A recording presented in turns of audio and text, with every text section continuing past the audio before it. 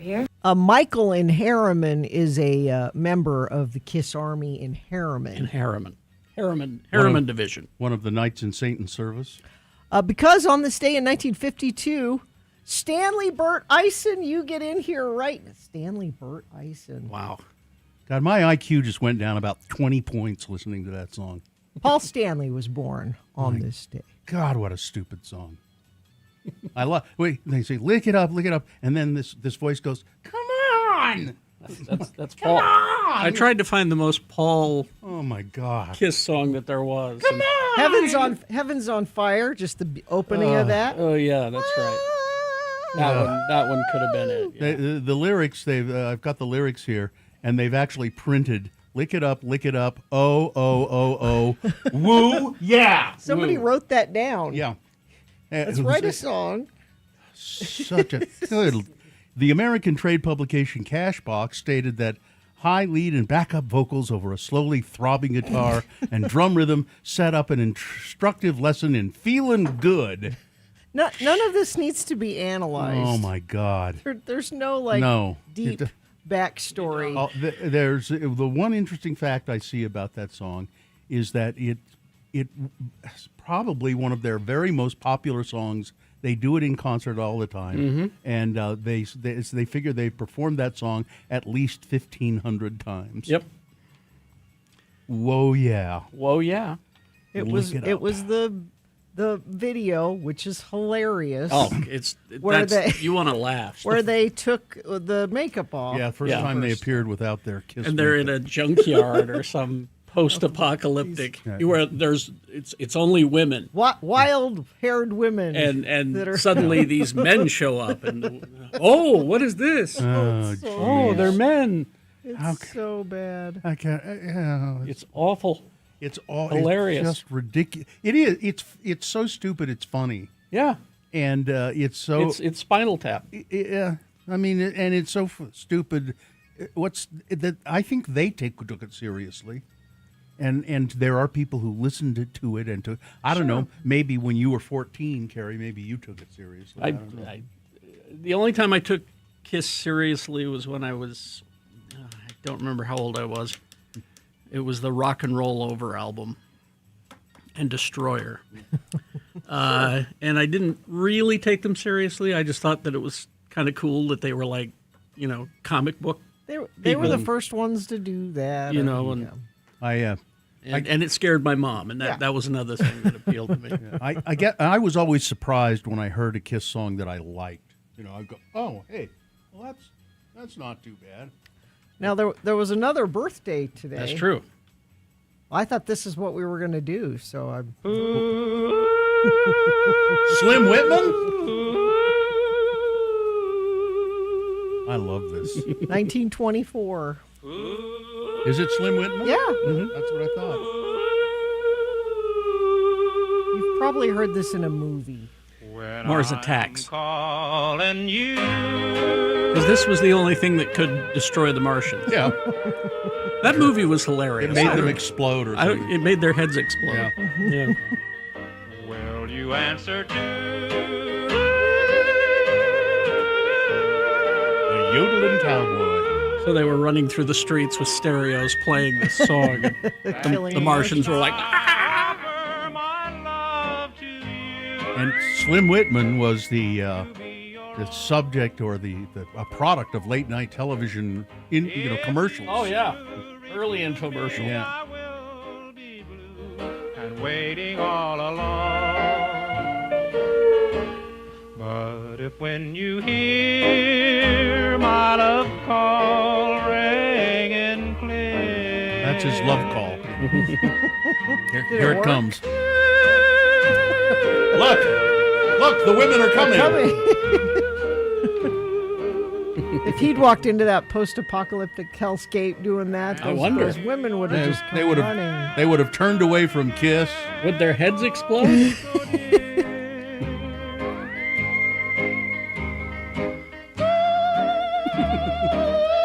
Oh my! Slim Whitman. Let's see, how old was he have been today? He was born in 1924. So what's that? I don't know. He died when he was 90. So died in 2013. Let's see. I want to watch Mars Attacks now. His real name was Otis Dewey Whitman Jr. Otis Dewey Whitman. Yeah. Otis Dewey Whitman. You get in He here, right? he had a career of 70 years. His output included more than 100 albums, Really? Wow. around 500 recorded songs, mostly country music, but some Broadway show tunes and gospel music. And he toured with Elvis. Huh. And sort of remained. I mean, he remained a thing. People bought his records, and 100 albums? yeah, Wow. I'm sure most of them not in print anymore. Self-taught left-handed guitarist. You'll belong to me. I'll belong to you. Oh, he was a left-handed guitarist, even though he was right-handed, because he lost the second finger on his hand in an accident while working at a meatpacking plant. Yeah. Wow. Slim. Ended up in the ground beef, did it? I maybe so. Mars Attacks with Jack Nicholson in 2 or 3 different roles. Yeah. He's the president. Yeah.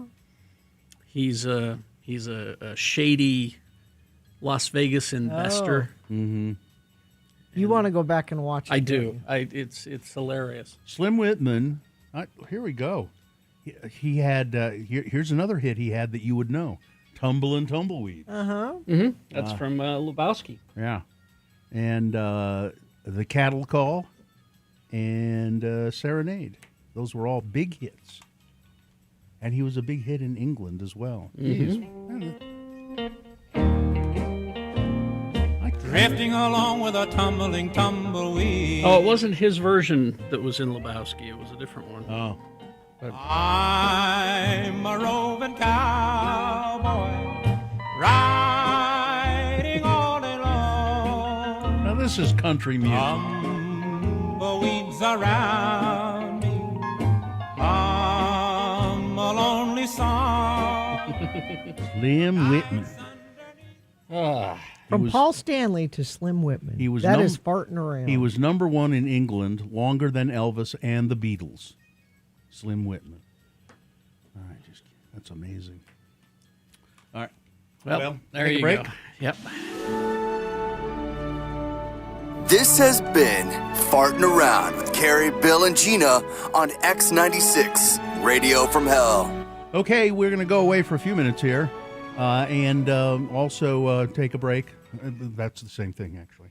And we will come back, and we expect you to be on the phone, checking in with us. Check in with the Radio from Hell show. We like to hear from you in the morning, so call us, 877-602-9696. You can also text us if that's your preferred way to do it. It's 33986. It's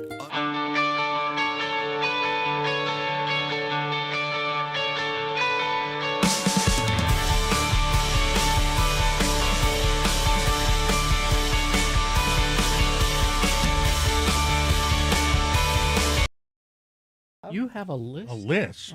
Okay.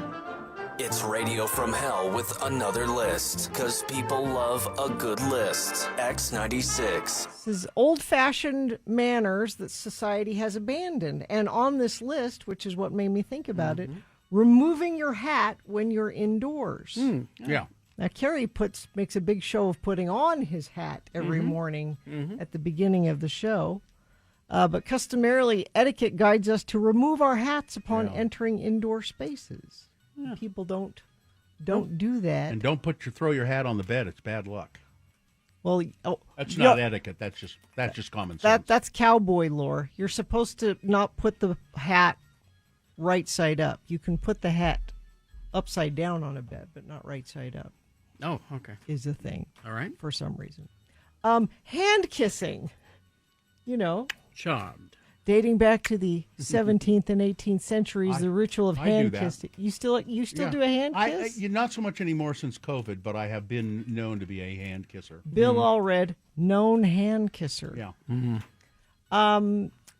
addressing letters, dear sir or madam. People Right. don't- Well, it's better than hey you. Hey, Listen up, jerk. there was a time you would only send professional emails during business hours. Do you remember this? No, Yes. I don't remember that. There was a time where that was etiquette. Is one Yes. I can't. It was send- very or- brief. Or on a Saturday, Yeah. or on a. It was very brief.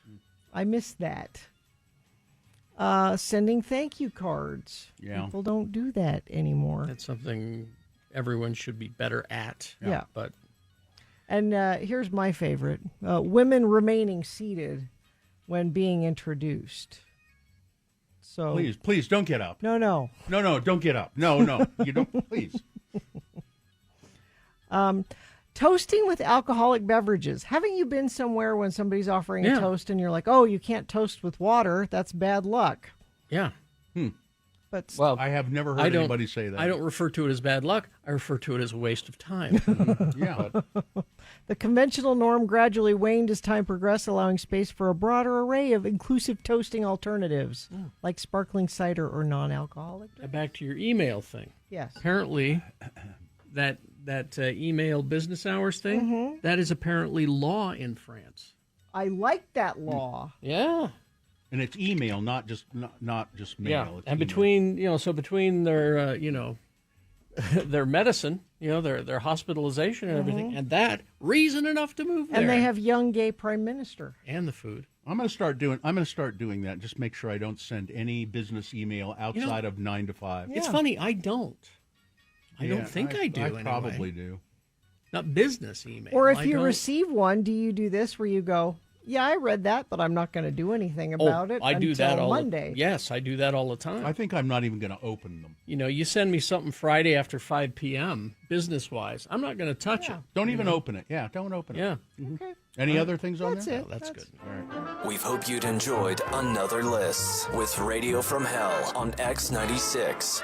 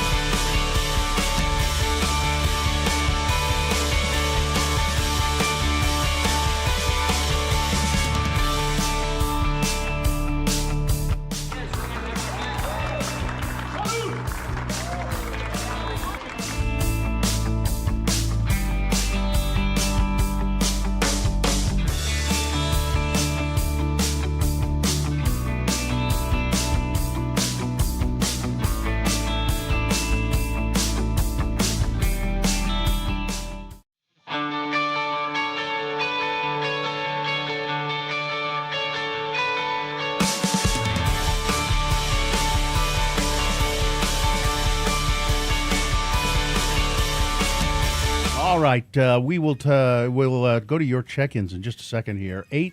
877-602-9696. That's the number to call. Check in with us. We like to hear from you, so please avail yourself of that opportunity and make us happy. You can also text us at 33986. Do we have a sponsor? It's brought to you by Slim Whitman. Well, I'll It's tell not you. sold in stores. I'll tell you, the Slim Whitman, this may be the final nail in the coffin of this show. You're ruining the radio station. What kind of a morning show? A morning show on a modern radio station is talking about Slim Whitman and geez. All right, the moon is 3.1% of full. It is a waxing crescent moon, moving its way toward being full. The moon will rise today at 9:03 a.m. Today being Tuesday. It's the 20th day of January in the year of our Lord. Can you believe it? Jesus Christ, 2026.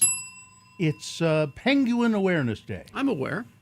Are you aware that there are 18 different known species of penguins? Yes. There are penguins at the Loveland Living Planet There Aquarium. are indeed. It's National Cheese Lovers Day.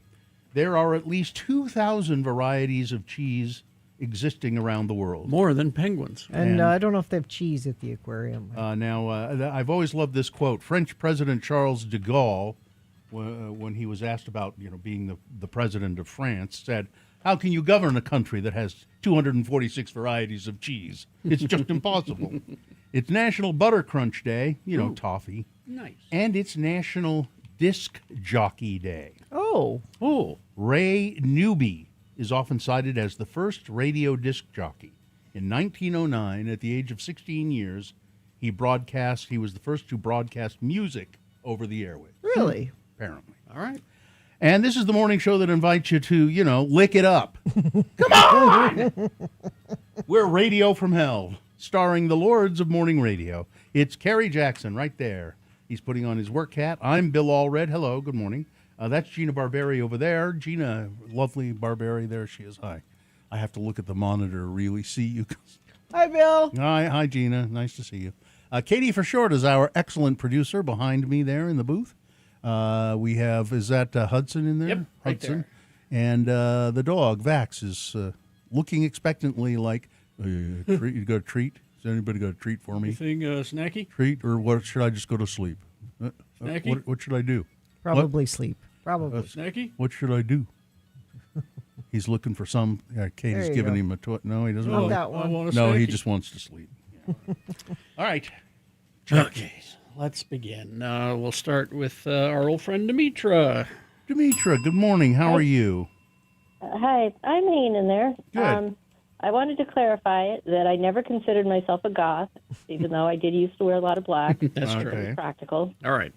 Also, my dad's favorite song was "Have I Told You Lately That I Love You." By Slim Whitman, or just in general? In general, Ah. he used to play guitar and sing when I was little, and he had a reel-to-reel, and he had recorded some songs, and he didn't have that one recorded. I'd gone up to him to visit him. I'd visit all the time when he was had his dementia, and I played music for him, and he asked me one day, "Can you play?"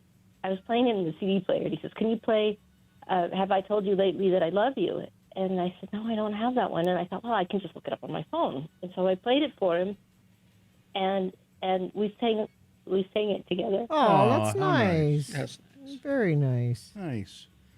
Well, that's Thanks for it's sharing that with us. a lovely Demetra. memory. yes. Thank you, Yeah. Demetra. Bye. We'll see you. Bye. Take care. Let's see. Gene Simmons better be dead if you're making us suffer with this song. No, he's. That would be the only thing that would make it better. He's fine. He's just Yeah, he's fine. Sketchy Blake of Ogden checking in. Can't wait for some brunch on Sunday. Yep. Lights, camera, brunch. I wish you hadn't have said yesterday Yeah. that we're working an extra day. That Or was was it her. you? I It was did. her. Yeah, I. 'Cause Did I did can't- that ruin your week? I can't stop thinking about it. Yeah. All right. Fun trick to tell if a song is by Gene or Paul. If the song is about having fun or rocking, it's a Paul song. If it's about being a sex pest, it's a Gene song. This is absolutely sex true. pest. Yep, because he is, in fact. Let's see. Sheet Metal Sean Cap checking in from the dumbest of Roys. Got my hopes up there for a moment, opening with Kiss. Hail Satan. Wishing for For death? Wishing for more death. John the liberal in a literal coal mine checking in. I never saw the appeal of Kiss. Me either, really. Medic Jack checking in from Eagle Mountain, a.k.a. Florida 2.0. Have a fun day. Thanks for letting me listen. Johnny B checking in, listening while enjoying a bowl of Choco Dino Bites with marshmallows for breakfast. You've earned it, Johnny B. Indeed. Shady Las Vegas investor was originally supposed to be played by Michael Keaton, but he couldn't due to a scheduling conflict, so Nicholson took that part too. Oh, they were supposed to be two different. You know, now that you mention it, Nicholson's kind of doing like a Beetlejuicy Keaton kind of a character there. Somebody in the chat room says, I heard that Nicholson's talent manager said, Jack cannot die in a film. He cannot die in a film. And so Tim Burton killed him twice. Oh, yeah? Let's see. Basie Casey here. Can't wait for Lights, Camera, Brunch this weekend. Jamaica John checking in, counting down the days until Lights, Camera, Brunch. Okay. Wow. I guess we better show up then. You know, I was thinking about it because I did the Beat Gina questions, and none of them are very dirty. Uh-oh. It's a not safe for work podcast. You Maybe I might should want go to back punch and- it. Well, maybe punch it up maybe a I'll little just bit. say the F word Go after back every and one of them. Rewrite them. Johnny Ola will say the F word after each one. Calvin from the Dell checking in. Now I have to watch Mars Attacks. Kira and Andy checking in. Bus drivers Anna and Isaac checking in. Right Wing Wade has some traffic for you, Gina. In a way, doing Lights, Camera, Brunch, though, Carrie, it's a sort of an obligation of time, but it's not really. I mean, it's more fun than it is work. That's true. I mean, there's work. There's work There's getting it. brunch. We don't there's- usually have brunch. There's work getting it prepared, but other than that, it's it's. Kind of, it's Katie fun. says it's work. Yeah, Katie does a lot of for work. Kit, yeah. It's work for her. Yeah. Katie does a lot of work. Government worker Dale here. I remember Slim Whitman late night commercials. Sleepless in Sandy. Always a great morning when Gina serenades us. Tristan from the most west of Jordan's checking in. Slim, after losing his fingers, asked the doctor if he had ever played guitar again. The doctor said maybe, but he wouldn't count on it. He said, I'll show you. It's Jonathan, senior Otter correspondent. Ella the nanny checking in. Michaela Verino. Slim, voice of an angel. Well, he is dead, so Yeah. I guess technically. A. Arlo Gumby checking in. Let's see. Rarely do I find myself in dire need to rewatch Mars Attacks, but here we are because of some prime farting around. Jacob from Layton. What happened to the Shane Company commercials? Oh, they're still here. Yeah. Yeah. It's just Tom is not on them anymore. Tom's not on them that much. Let Tom rest, for God's sake. Let's see. I'd never heard Slim Whitman's version of that song. I had always heard the Nelson Eddy version of Indian Love Song from an old movie, Yeah. Rosemarie. Jello Salad Annie, thanks for making my mornings great. Woodworker Willie, Tim the Tree Guy, Salem Steve. Licking something up sounds unsanitary. Well, an ice cream cone. I just like an ice cream. Metal Shop Mark. Wendover Karen is up and about. Let's see. Robert from Mill Creek checking in. When Carrie puts on his work hat, I picture a bright yellow hard hat. Oh, okay. Why not? Patrick, the friendly neighborhood middle school teacher checking in. Big T from Lehigh. Mr. and Mrs. Cement Dave excited for brunch. Does anyone happen to have tickets to brunch that can't use them? I'll take them. Well, we're giving some away later this morning for Beat Gina. So if you play Beat Gina, you can win this. So be listening then. All right. Well, everyone's here. Let's go. Traffic. Good morning, Radio from Hell. Happy Tuesday. Right Wing Wade checking in from I-15. Both lanes and directions moving along smoothly. Thank you, Wade, for that. And it's true. I'm looking at the cameras. I don't see anything from UDOT. And Wade's the only one who's checked in from Infiniteam. But you're all members, so that means let us know what you're seeing on the roads via text if it's safe for you to do that, 33986. All right. Thank you very much. We will take a break. We'll be back after this break in a short song. We'll have Big Boy News and Opinioendo and Frank Christ Presents the Dead Celebrity Game coming up. Stand by for all of that. Loveland Living Planet Aquarium. Oh, we were just talking about it's Penguin Day. Penguin And appreciation. they have those at the Loveland Living Planet Aquarium. Not just penguins, they have got sharks. Bill's been swimming with the sharks before. I have that in their tank there at the aquarium. Rays, southern stingrays, giant shovel-nose rays, sea turtles, giant Pacific octopus. And they have the Asian highlands with a Komodo dragon, a clouded leopard, Asian small-clawed otters for Carrie. Yay. All of that. It's just a great afternoon. Take the kids or take a date. You don't have to have kids to go to the aquarium. It's a great time. Built from founder Brent Anderson's lifelong fascination with ocean life, what began as a childhood passion became a community aquarium. Go walk through the shark tunnel. That's fun. You're in the tunnel and you see not just sharks, but all kinds of other fish swimming around when you walk through the tunnel. Up close animal encounters. You can find out about all of it by going to livingplanetaquarium.org.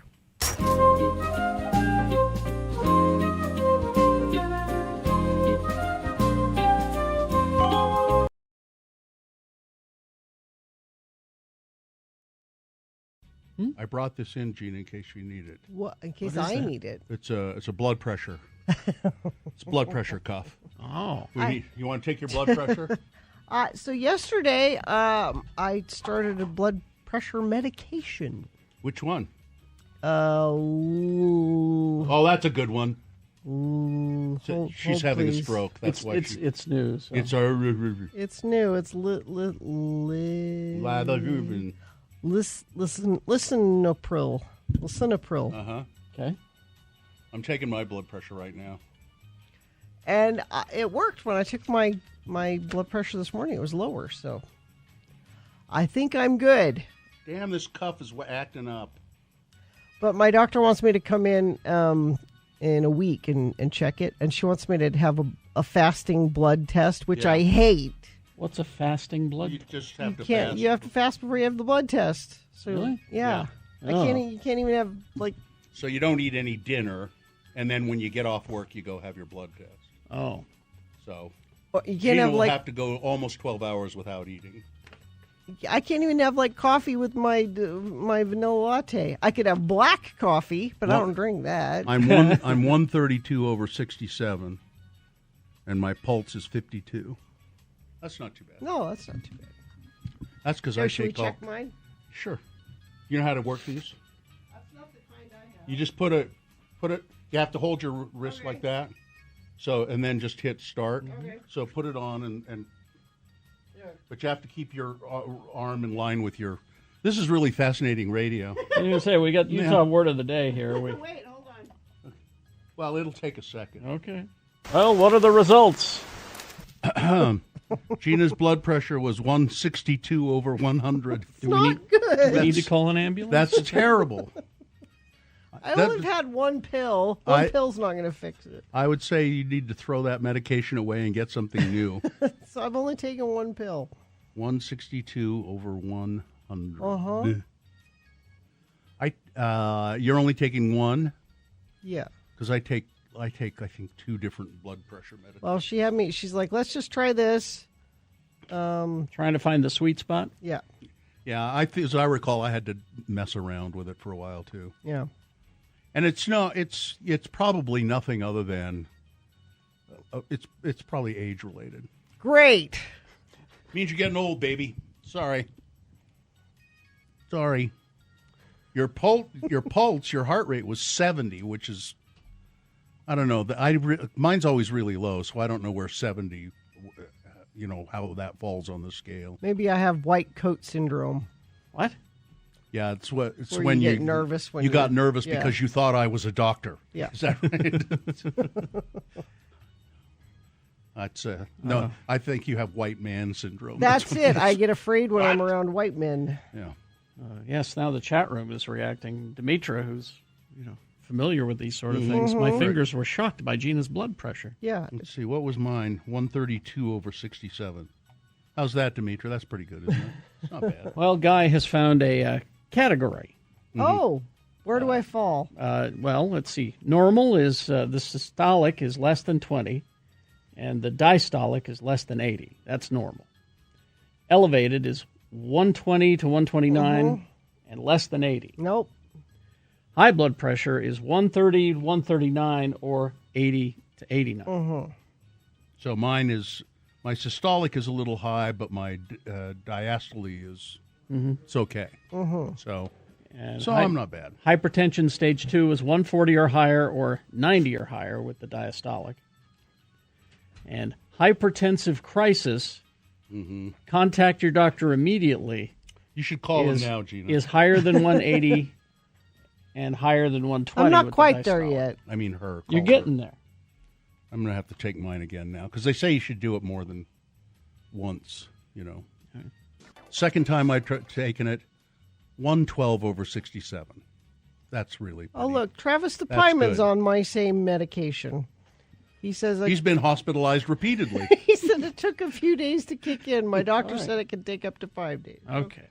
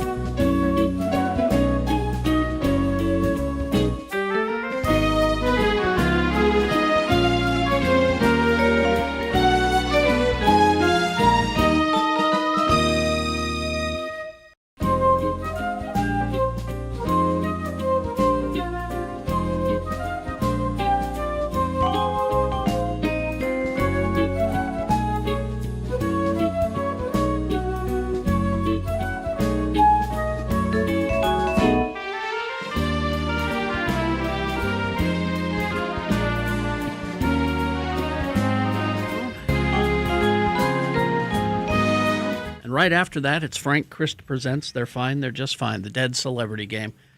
We're going to give you a list of 4 celebrity names. 3 of those celebrities are just fine.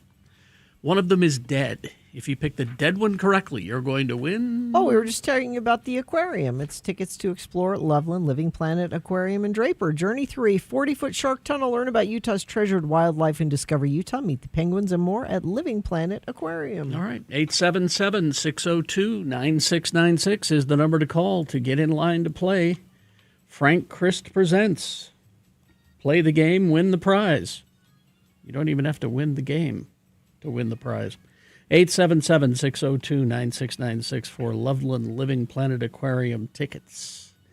We'll do that right after this. Big Boy News and Opinioendo brought to you by The Aquarium. The Aquarium. Also, always, never forget. The views expressed on X96's Radio from Hell show do not necessarily reflect the opinions of Broadway Media, its management, owners, or advertisers. This program is intended for mature audiences. Parental discretion is advised.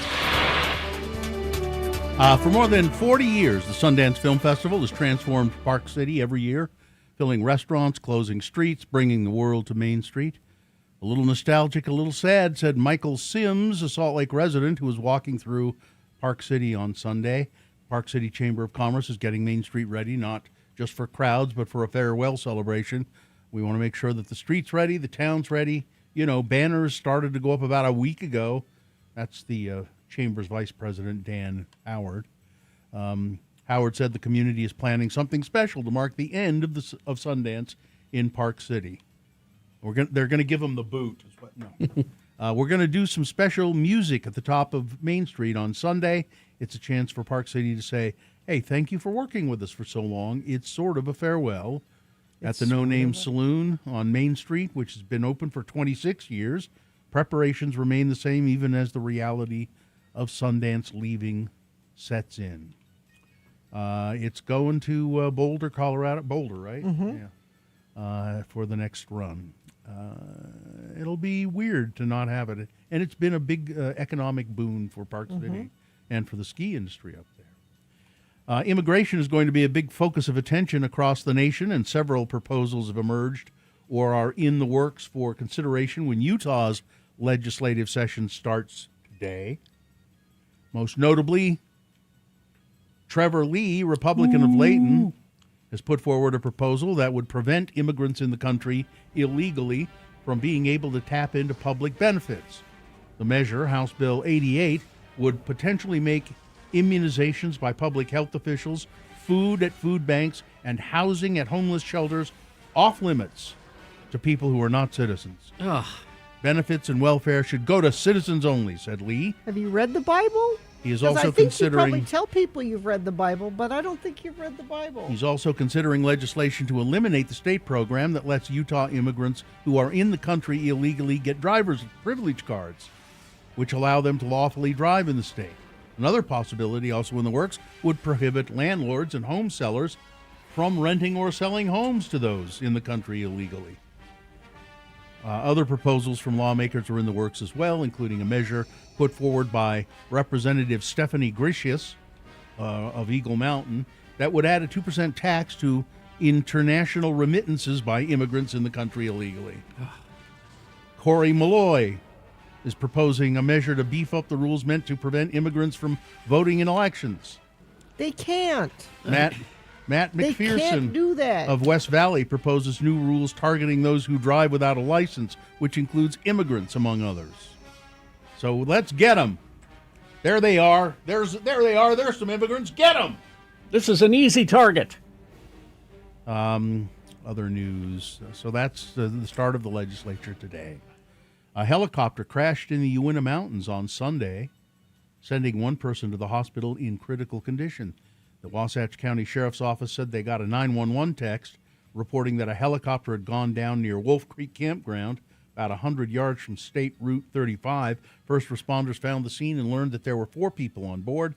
One of them suffered a critical head injury and was airlifted to the hospital. The other 3 were evaluated at the scene and not hospitalized. The National Transportation Safety Board said it is investigating the cause of the crash. The agency also said that it was a Bell 206 helicopter.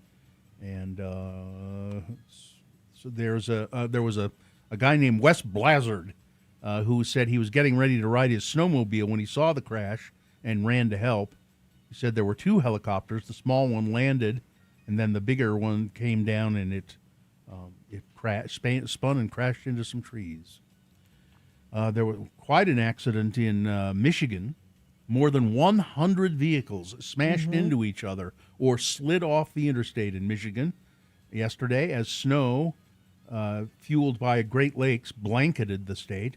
The massive pileup prompted the Michigan State Police to close both directions of Interstate 196 Monday morning, just southwest of Grand Rapids. Amazingly, I think no one was seriously hurt. There apparently. were some Really? minor injuries, but no serious. No deaths reported, numerous minor injuries. If you go to x96.com/live, you can see a picture of it. It's just.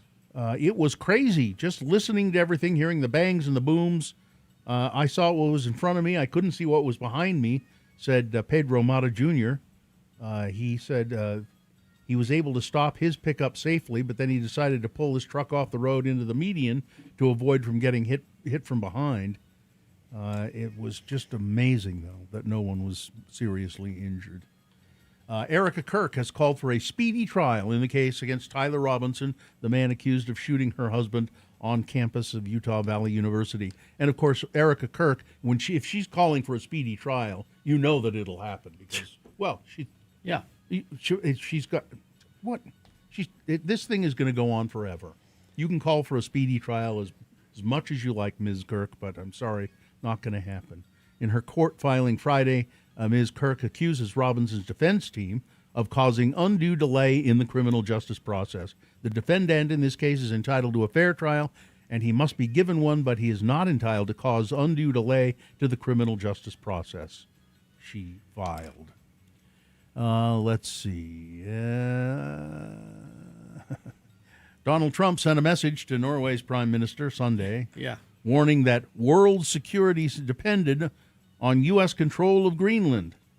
Because he was passed over for a Nobel Prize, Trump wrote, "I no longer feel an obligation to think purely of peace.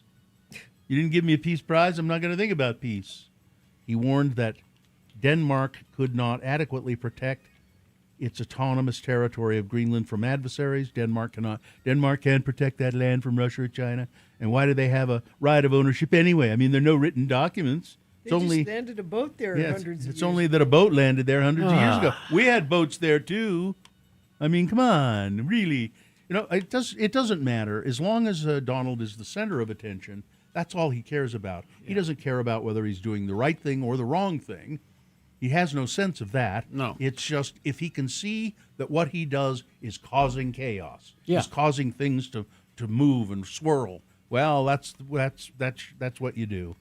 Yeah, I was wondering the other day, and the Democrats, they just seem so silent about this. I wonder why Barack Obama is not speaking out on this. The most respected Democrat in the country. And he doesn't say anything. And neither does George Bush. And you know George Bush, whatever you have against George Bush and may not like what he's looking at, he does not like. It's kind of an unwritten rule that past presidents do not comment. We're past that. Yeah, it's we just are I way agree. past that. I agree. We're past that, but way past that. They just don't. Yeah. Power, and the Democrats don't need an old Democrat talking about it. They need somebody new to step up and be that person. Barack Obama can't be that person I'm anymore. telling you, if Barack Obama started speaking out and speaking up, it would make a big difference. But you want the person to speak up that can be elected to something. Well, he then can't be elected. Then they will come along and do it. He just needs to set the example. Powerful solar activity released by the sun is heading for Earth, and it's likely to create dazzling auroral displays. Apparently, there was last night an opportunity to see the northern lights last night. I don't know if anybody did, but it could also disrupt satellite-based communications and GPS accuracy. A solar radiation storm ranked at a level 4 out of 5 on a severity scale is being tracked by the National Weather Service's Space Weather Prediction Center. An S4 severe solar radiation storm is now in progress. It is the largest solar radiation storm in over 20 years. The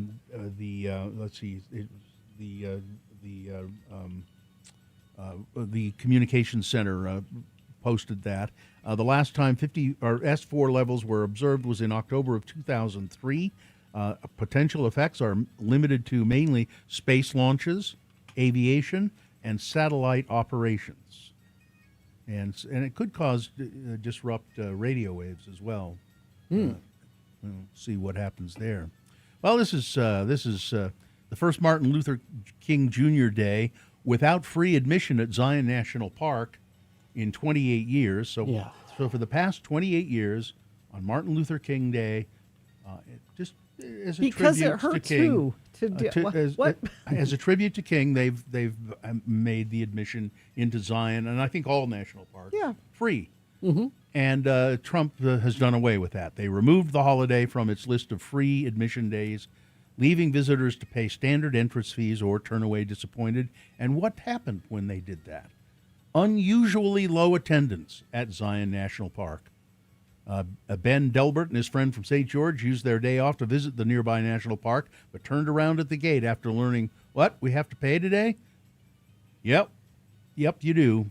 Since 1998, Martin Luther King Day has been on the list of fee-free days for all national parks. Late last year, the White House made changes that removed King's birthday and Juneteenth from the free admission days. Those two. That's Yeah. interesting. Yeah. Wonder why? Because racism is the point? Yeah. What Well, is the other explanation for that? Well, the explanation is Donald Trump did not make any official proclamation on Martin Luther King Day, as presidents for years in past have done. They make some acknowledgement of observance of the day, make some statement about it. He finally did at 8:00 last night. and it's buried on the White House website, and among other things. Okay, yeah, Martin Luther King Jr. Day. That's a great thing. Yeah, wonderful, wonderful. Okay, and finally, this story. This is really pretty creepy. In Hefei, Japan, China. For your safety, please ride bicycles in the non-motorized lane.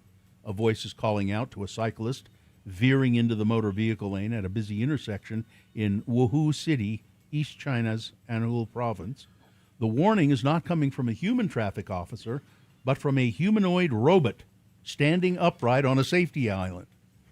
Donning a police uniform, a reflective vest, and a white cap, the robot officer, identified by the badge number Intelligent Police Unit R001, looks remarkably human from a distance, but up close his metallic sleekness and futuristic demeanor have made it a local celebrity, with pedestrians frequently pausing to take photos of this robot. Intelligent Police Unit R001, an AI-enabled traffic policing robot, is integrated with the city's traffic signal system. It can execute standard traffic command gestures synchronized with changing lights. So the light is red, it can hold up his arms. The light goes green, he can go and make gestures, and apparently can call things out as well. All right. Okay, there we go. RoboCop is right there. Sports, weather, traffic. Well, we're finally done with college football, and we have a winner. It's the undefeated Indiana Hoosiers, to which we were watching this last night, and my son said, "What's a Hoosier?" I said, "I don't know. Let's look it up." Mm-hmm. Is it one of those land rush thing? The Hoosier just is, I guess, was slang for who's here, like who's here, like it was a slam on redneck folks in Indiana long ago, and they just sort of adopted it. It's dumb. But they won, and it was a good game, 27-21. Let's see, Jazz lost last night to the San Antonio Spurs, 123-110. And let's see, in college basketball tonight, you've got the Utes at Kansas State at 7 o'clock. And the Aggies are home to the UNLV Runnin' Rebels at 9 p.m., a late game tonight. That's your sports. Weather, sorry. You know what it is. It's just been that way and will continue to be 46 for a high. Traffic, let's see if we've had anything new happen in the last little bit. Looks pretty good. No accidents or slowdowns right now, and I don't think anybody sent anything in via text, but you can if you see something. 33986. Frank Christ has joined us in the studio. The Grim Reaper, the Reaper of celebrity souls, Mr. Christ is here. Oh, Frank, why so? Why you're crying right off the bat? What's going on? I had to take Versace yesterday. Oh, yeah, but he was 90-something, right? He was, but No, not Versace. Valentino. Yeah. Yeah. Valentino. Some V fashion I had person. to take him, and it's a tragedy because he made all of our celebrities so happy. He did. He dressed them in red. Yes. And made them beautiful. Yes, Valentino, the fashion designer, dead at the age of 90. I'm so sorry, Frank. Our precious celebrities are mourning today. For those of you who are tuning in and saying, what's going on here? Frank Christ has joined us in the studio. He's a Grim Reaper. He's a skeletal figure. He's a skeleton. He's like you would picture a Grim Reaper with a hood and a scythe and all of that. He's a little different, though. He rides around on an electric scooter instead of a horse. But his job and his curse is to reap the souls of celebrities only. And you don't like doing that at all, do you? No, because I love our precious celebrities. Well, Everything they say and do is right. And we all love them. Except for Joe Rogan. Well, yeah. Frank joins us to play a game we call Frank Chris Presents. They're fine. They're just fine. He gives me a list of actors 4 actors, as a matter of fact, and 3 of the actors on the list are Just fine. happy to report they're fine. But one of them, Frank has taken. He doesn't like to do it. No. And if we have a contestant ready to Yes, go. Sean is here. Sean, good morning. How are you? I'm fine, just fine. Sean, that's good to know. Now, Sean, if you are able to identify the dead celebrity on this list, you will capitalize on that death and win a prize, which is what? Tickets to the Loveland Living Planet Aquarium in Draper. All right. Sean, are you ready to play the game? Yes, sir. All right. Because this is National Disc Jockey Day, Frank has given me a list of actors in movies about DJs. Identify the dead celebrity and you win. Number 1, Adrienne Barbeau. She was in the original Broadway musical of Grease, Gina, as Rizzo. Yeah. And she was Maude's daughter on the TV show Maude. She was also in a lot of sci-fi and horror films such as Escape from New York, Creepshow, and Swamp Thing. And she was in a movie called The Fog. She played a DJ who broadcast from a lighthouse to warn her town about a mysterious, vengeful fog. Number 1, Adrienne Barbeau. Number 2, Joe Mantegna. He had a regular part on TV's Criminal Minds, and he voiced Fat Tony on The Sopranos. His film work was varied: an inept kidnapper in Baby's Day Out, a mobster in The Godfather Part 3, and he was Dean Martin in a movie about the Rat Pack. He won a Tony for Gary Glenn Ross on Broadway. He was in a laid-back DJ called The Shark in a movie Airheads. Number 2, Joe Mantegna. Number 3 is Donna Mills. She was in the soap opera The Secret Storm and then on Broadway in Don't Drink the Water. Knots Landing. Yeah, she moved to another soap, The Love is a Many Splendid Thing, and then Knots Landing. She was in Play Misty for Me, about a radio DJ who is stalked by an obsessed listener. Number 3 is Donna Mills. And finally, number 4, Lynn Thigpen. She was known best for her role as the chief of Acme CrimeNet in the game show Where in the World is Carmen Sandiego. She was Luna in Bear in the Big Blue House, and she was in Godspell and won a Tony for a play called American Daughter. In the movie The Warriors, she was a mysterious DJ, seen only by her lips, who narrates the gang's journey throughout New York City, playing music and sending coded messages. Number 4, Lynn Thigpen. One of those actors is dead. Sean, who is it? I'm going to say number 1. Number 1? No. No, they're fine. They're fine. just fine. I mean, that's a good guess. Adrienne Barbeau is now 80 years old. She's lovely. Yeah. I'll give you another chance, though, Sean. Listen carefully. Is it Joe Mantegna? Is it Donna Mills? Or is it Lynn Thigpen? Number 4. Lynn Thigpen. Died back in 2003. She was only 54 years old. Too soon. Yeah. Congratulations, Sean. Lynn Thigpen's death has resulted in your good fortune. You going to the aquarium. All right. Thank you so much. You're welcome. Hang on, Sean, and Katie will tell you how to get your tickets.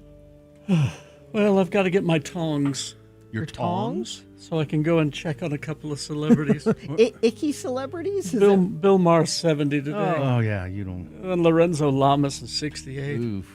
Can't believe he's still around. Goodbye, everybody. Goodbye. Goodbye, Frank.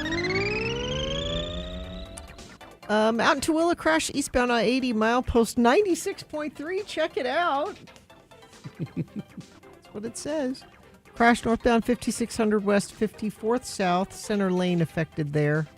And whatever you're seeing, text us, 33986. Thank you for the heads up on the story about Diego Garcia. I sent it to Bill. Oh. There's Diego Garcia in the news. Oh, okay. All right.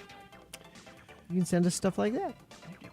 KXRK Provo, we'll take a break. We'll be back. We got Boner of the Day coming up. Stand by for that. JD is here with Tech Talk on the way as well. All coming up. Stand by.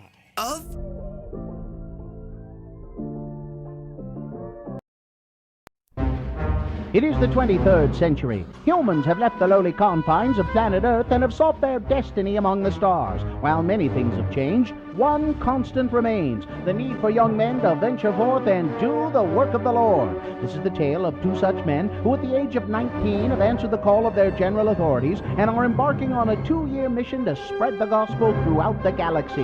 This is the story of Space Elders! In this episode, we find our missionaries tracting underground on Janus 6. Wow. Would you look at these caverns? They're incredible. You sure we have the right planet? Yeah, I am. Janus 6. Why Jas? Oh, just because this planet is uninhabited, that's all. Well, I'm sure that Zone Leader Hansen had a good reason to send us here. Yeah, like all the residents of this planet were killed by some unknown force, and he's hoping that we stumble upon it. Now, Butch, you be nice. Hey, looky here. Perfectly round, shiny rocks. Hey, a collection of bowling balls. Well, maybe there is life on this planet after all. I don't think those are bowling balls. Hey, you shouldn't be touching those. Well, you're right. They ain't bowling balls. The weight's all wrong, and they don't have holes drilled in them. Hey, you hear that? You mean the menacing sound of a big rock sneaking up on us? Yeah. What do you think it is? Well, from the looks of it, I'd say it's a big rock sneaking up on us. What the flip? Oh, you better put down the bowling ball real slow and easy, Butch. I don't think the big rock that's been sneaking up on us likes the way you're handling it, and it's staring at us, too. Okay, here you go. It's backing off. Excuse me, Mr. or Mrs. Big Rock. I'm Elder Christiansen, and this is Elder Jensen. Hi. Hey, look, it's burning some words into the cavern floor. Me, Horta, these my babies. No kill I. Hey, she's friendly, and she has kids, so it means she must be married. Mrs. Horta, we represent the Church of Jesus Christ of Latter-day Saints. You know, the Mormons. Hey, she just crossed out the no from no kill I. Oh, so much for being a friendly rock. Looks like this might just be a time to make an exit there, Lehigh. Let me just grab one of these little rocks as a souvenir. My cousin would love to have a real live pet rock. I don't think she wants you to have one of our babies, Butch. Look out! Is this the end of our missionaries? Will Butch get to send a pet rock home to his cousin? Will Lehigh make him put it back? Is it legal to bowl with a silicone life form egg? To find out the answers to these questions, tune in next time to hear Butch say, "Okay, lady, back off or the little rock gets it." Now, Butch, that's no way to talk to a prospective convert. Now give her back her baby. On the next bone-chilling episode of Space Elders!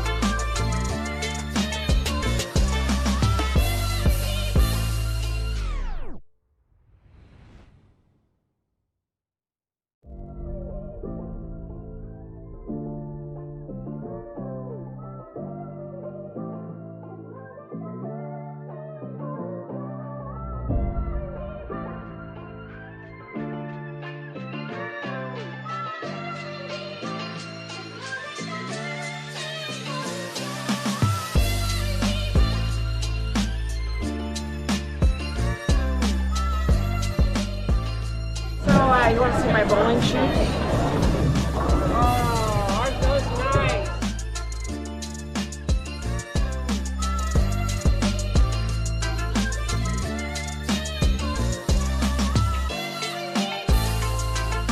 Like Neil did from Holiday, texted in. Holiday. Mm-hmm. Okay. You know, I was going through some old papers and trying to organize things.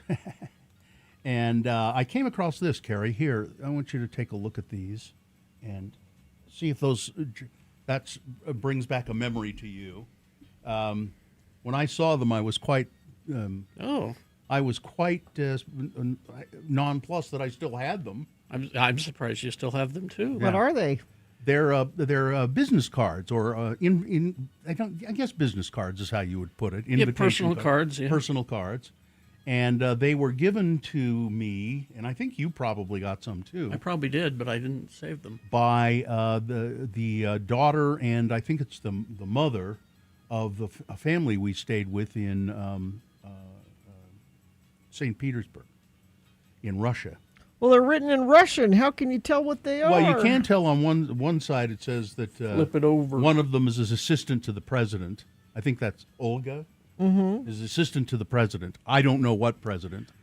And then the other one, Natasha, is it? Tatiana. Tatiana. And I don't understand what that is that she's apparently.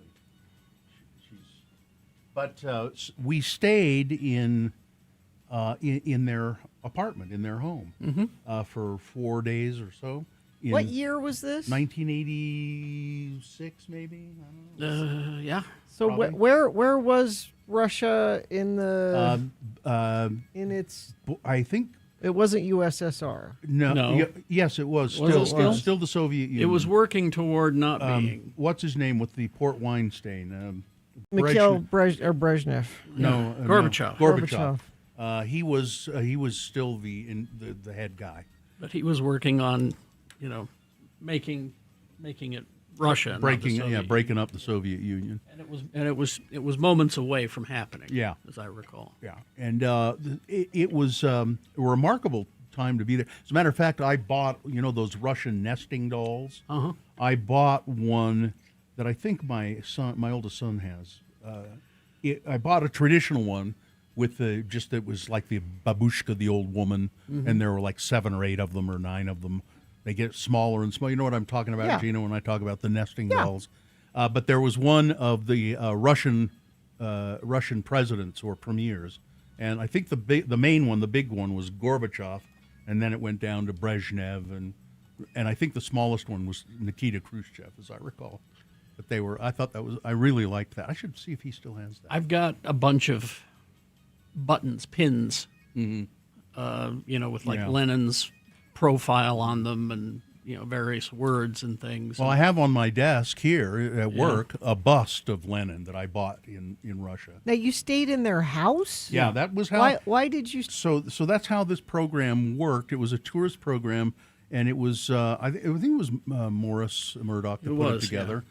And it was a kind of an exchange program where you could go be a tourist there, but you had to live with a family. And so the families, they obviously, the travel agency would pay the families a certain amount of money to host you. And so we stayed for 3 days in St. Petersburg and then 3 or 4 days in Moscow.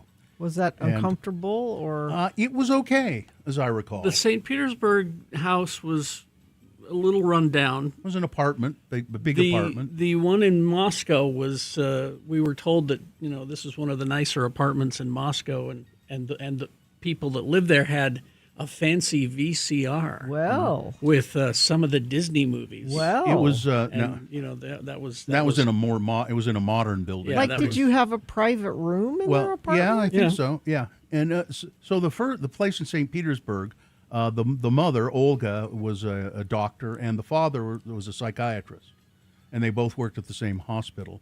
And then I don't know what the daughter, who was the one who really spoke English, Tatiana. Yeah. And then also living there was an 80-year-old guy who was their grandfather, and he was a former conductor of the St. Petersburg Symphony Orchestra. Oh, cool! And we didn't see him too much, but on our last day in their apartment.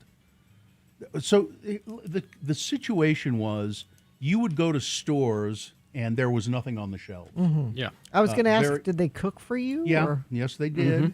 And they also got me really drunk one night on alcohol that they took from the hospital. It's alcohol that we use to sterilize instruments, but. And I said, "Is it You gonna probably make me-" shouldn't drink I said, that. "Is it going to make me go blind?" They said, "No, it's not. It'll be fine." And they flavored it with a little bit of like pomegranate juice or something, and it was just like vodka, really strong vodka. But at any rate, the 80-year-old man, so you'd go to the stores and there was nothing, and people would line up early in the morning. Because there was nothing later in the day, because they would buy everything that was available. Yeah, they would just buy.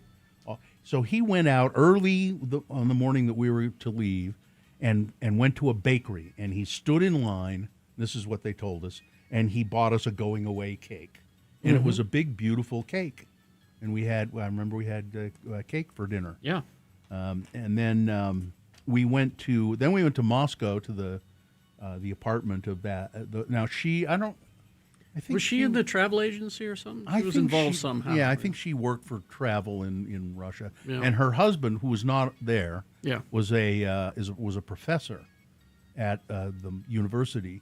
But he was on some trip, and I think he was in America. He was on some some egghead professor trip. And the interesting thing about their apartment was they had little pictures, religious pictures, and they were kind of just stacked all around. But you weren't on the supposed floor. to have that, were you? Well, you can. Yeah. And I said, why do you have all of these? And she said, oh, we sell them. They're very sought after in the West, and so we collect them and buy them, get them, and then we sell them. But they, what was really strange about that whole trip too to me was, as I say, nothing was in the stores. I mean, literally, you'd go into what was a grocery store, and there would be a can of peas and a potato. But there are these stores called Berezovka stores, which only foreigners could shop in. Yeah. And you could go in there and get anything.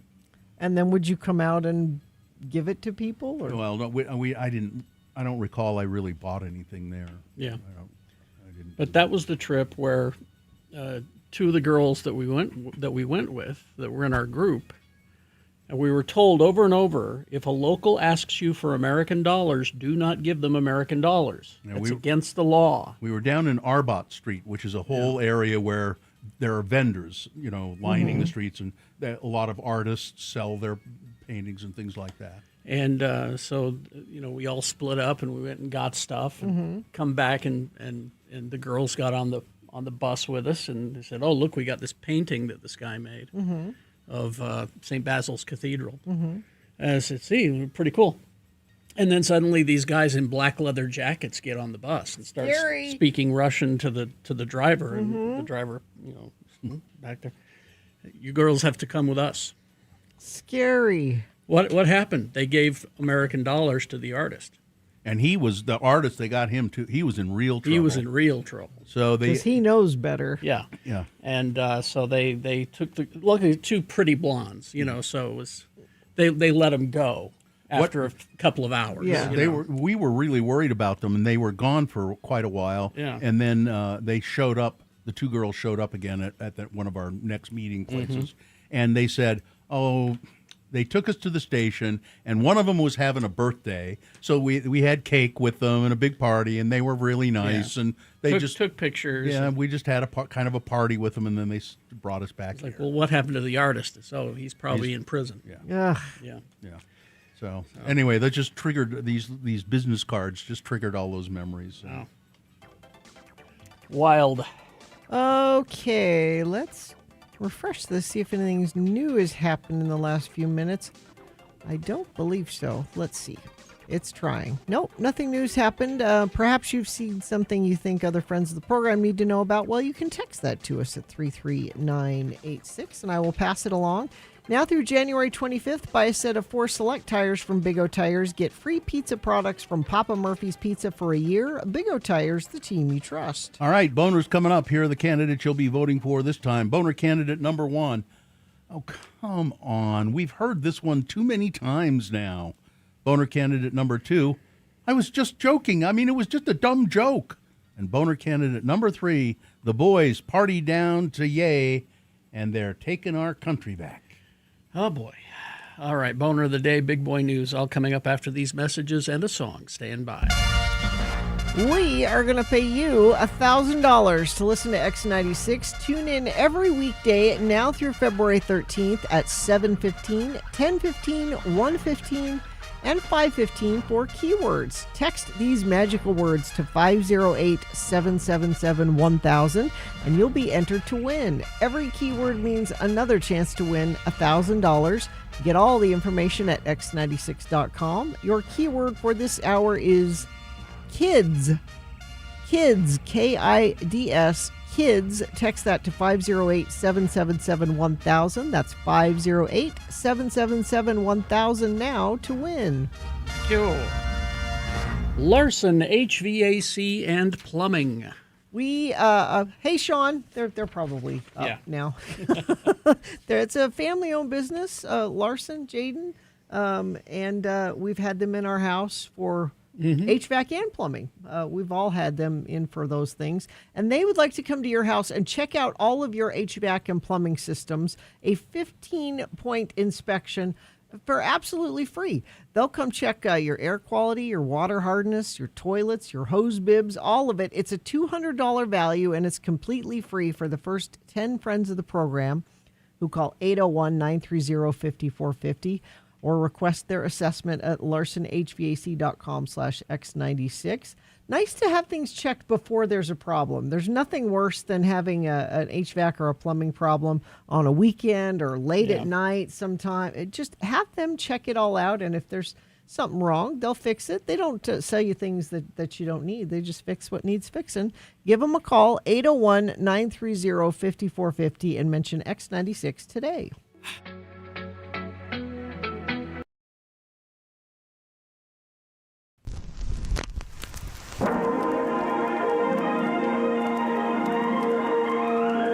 It's often said that people of Utah speak a language all their own. It's a language that's often confusing and even incomprehensible to newcomers here in the Beehive State. So, Radio from Hell presents a handy guide to help everyone understand how the natives speak. It's the Utah Word of the Day, and today's word is Florida. Florida, Florida.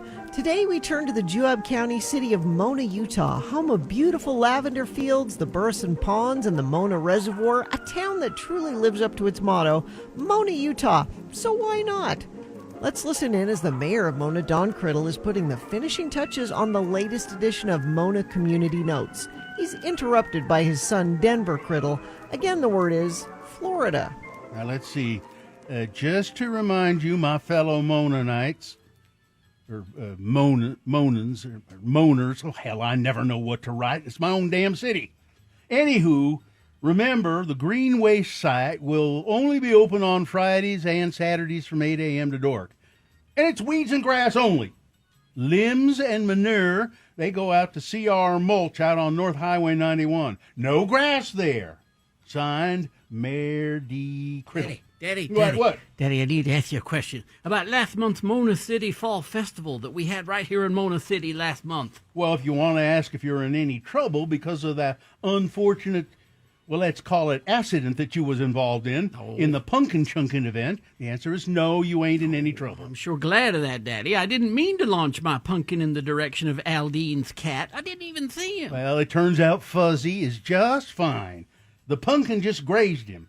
And Aldine says Fuzzy has always walked kind of funny anyhow. Well, that's not my question, though, Daddy. Well, if you want to ask me why you didn't win a prize in the something pumpkin cooking contest, I don't know the answer. I wasn't one of the judges, and it would be unethical of me to get involved. Well, I thought my pumpkin puree, American cheese, and bacon surprise casserole should have won something. But that ain't my question either, Daddy. Well, what is it, son? I got to finish up this here newsletter. It was them dancers that performed from the Relieve Studio Dance Group. Oh, no, son, I think it's pronounced Relieve. Relieve.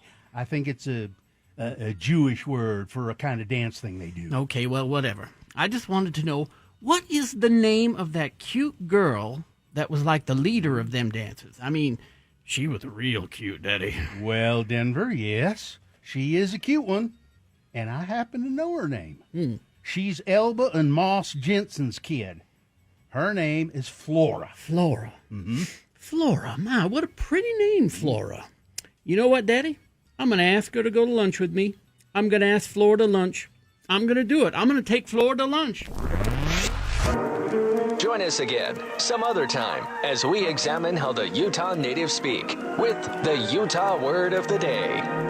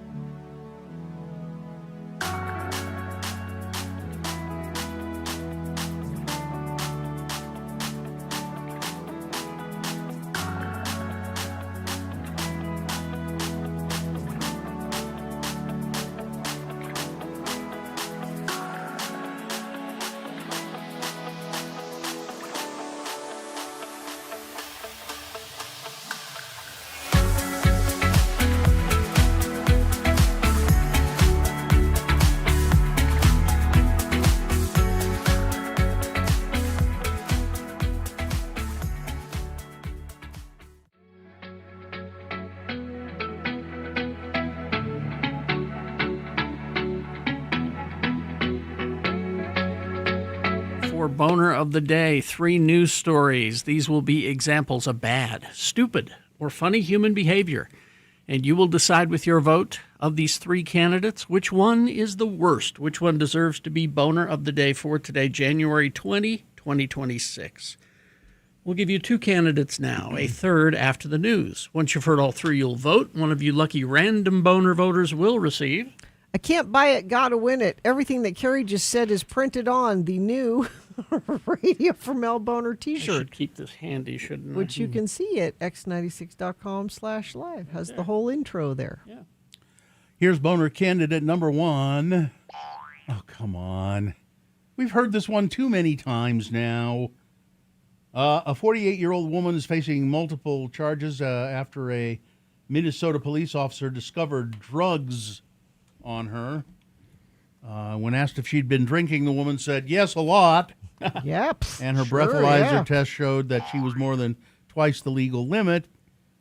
And then the officer noticed this bag. And on the bag it said, definitely not a bag full of drugs. Now, come on. This is the 3rd time. I think it's the 3rd time we've seen this. Well, drug addicts Definitely. have senses of humor. They think this is... They fall for these novelty bags come on. We've heard this one too many times now. This is a boner candidate for just not being original. Just thinking that that's funny. Boner candidate number 1. Here's boner candidate number 2. I was joking. It was just a dumb joke. A Florida man who served as sheriff's deputy pleaded guilty to shooting his roommate and fellow deputy in the head. Andrew Lawson, 25 years old, pleaded guilty to manslaughter. 3 years after he had called 911 to report that he had shot his friend, 23-year-old Austin Walsh. Both men were roommates in Palm Bay. Both served as deputies at the Brevard County Sheriff's Office. They were off duty, and they were playing video games. And during a break in the game, Mr. Lawson picked up a gun that he believed was unloaded, and he jokingly aimed it at the man he later described as his best friend. And Mr. Lawson pulled the trigger twice and shot Mr. Walsh in the head, killing him immediately. If he believed the gun was unloaded, no, you should check before. Yeah. During a press conference at the time of the shooting, the Brevard County, or Brevard, I think it's Brevard. I don't remember. I've been there, but I don't remember. Anyway, the sheriff, Wayne Ivey, recounted that Mr. Lawson was fully distraught and devastated. Oh, that's okay, fine. He was distraught and devastated. Ivey, the sheriff, called the shooting clearly dumb and avoidable. Yeah. So the sheriff is part of the boner candidate here for stating the obvious. I was just joking. It was just a dumb joke. And here, this guy is shot through the head and dead. Boner candidate number 2. Coming up in a moment, boner candidate number 3. The boys party down to Yay, and they're taking our country back. All right, boner candidate number 3 coming up after this. Big Boy News and Opinioendo, brought to you by... Skijoring at Utah's 10th anniversary is here, January 30th through the 31st in Logan, with the championship finals race February 7th in Salt Lake City. Visit skijoringutah.com for info and tickets. This is where they race like you're one guy riding a horse and somebody skiing behind him, kind of like towing him like a... Yeah, now you've seen this. Yeah. So I'm deferring to you. You're calling it skijoring. And I guess from just reading it, I always thought it was called ski-joring. Or skijoring. Yeah, I mean, do you know for sure? Now you're making me question it. I'm not sure. I'm just curious. If somebody wants tomato. Correct me. Text the word slalom to 33986 to win 4 tickets. Is it slalom or slalom? It's slalom. Slalom, okay. Just don't forget. The views expressed on X96's Radio from Hell show do not necessarily reflect the opinions of Broadway Media, its management, owners, or advertisers. This program is intended for mature audiences. Parental discretion is advised. I'd forgotten that. Morrissey has canceled another show of his current tour, bringing his total number of canceled gigs to 5 so far. I don't know when he's scheduled to be here, or when he's scheduled to cancel the show he's here. The former Smiths frontman has been on a somewhat unfortunate run of late, having already pulled the plug on his U.S. tour gigs for Rancho Mirage, San Diego, St. Louis, and Atlanta. I don't know why anybody books him anymore. Adding to the growing. Well, I guess he's done some of the shows. The singer has now canceled his planned show, which was set to take place at the Duke Energy Center for the Arts, Mahaffey Theater in St. Petersburg tonight. You know how you can bet on all kinds of things now? I bet there's a place where you can bet on whether Morrissey is going to cancel a show or not. You know what? I know there's a place where I can bet that you would bet that. Oh, and it's ski joring, Bill. Is it ski joring? It's ski joring. Okay.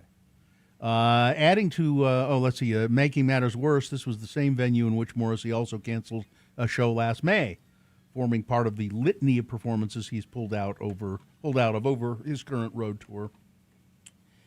He said it was artist illness. That's why he canceled. He had an adverse reaction to a prescription medication. Sometimes he says it's extreme exhaustion. There are other medical reasons as well. He always gives a reason. He said during an announcement he's got the song. We played the song "Make Up Is a Lie," and he said during an announcement, I insist on being myself in spite of much discouragement, and this new music is a valid portrait of much more to come in 2026. Born, then born, and born again, I am your lover to be, Morrissey. Sure. Whatever, buddy. I hope so. An Indiana judge and his wife were shot in their home on Sunday, prompting concerns for the safety of the state's judiciary after recent increases in threats and violence against public officials nationally. The police in Lafayette, Indiana, said that they were investigating the shootings of the judge, Stephen P. Meyer, of Tippecanoe County Superior Court, and his wife, Kimberly Meyer. Both were in stable condition. They were not killed, fortunately. Judge Meyer had recently announced plans to retire at the end of the year. In 12 years on the bench, he's presided over a number of high-profile cases. Shootings prompted a statement from Loretta Rush, Chief Justice of the Indiana Supreme Court, urging judges to remain vigilant. I worry about the safety of all of our judges, Chief Justice Rush wrote. As you work to peacefully resolve more than 1 million cases a year, you must not only feel safe, you must also be safe. Public servants have become increasingly worried about their personal safety. Last year alone, the Pennsylvania governor's residence was set on fire while Governor Josh Shapiro, a Democrat, and his family were asleep inside the residence. The Republican Party's headquarters in New Mexico was firebombed. A Democratic state representative in Minnesota, Melissa Hortman, and her husband were assassinated. The Lafayette Police Department released few details about the shootings of the Meyers. The police said that they were called to the couple's home.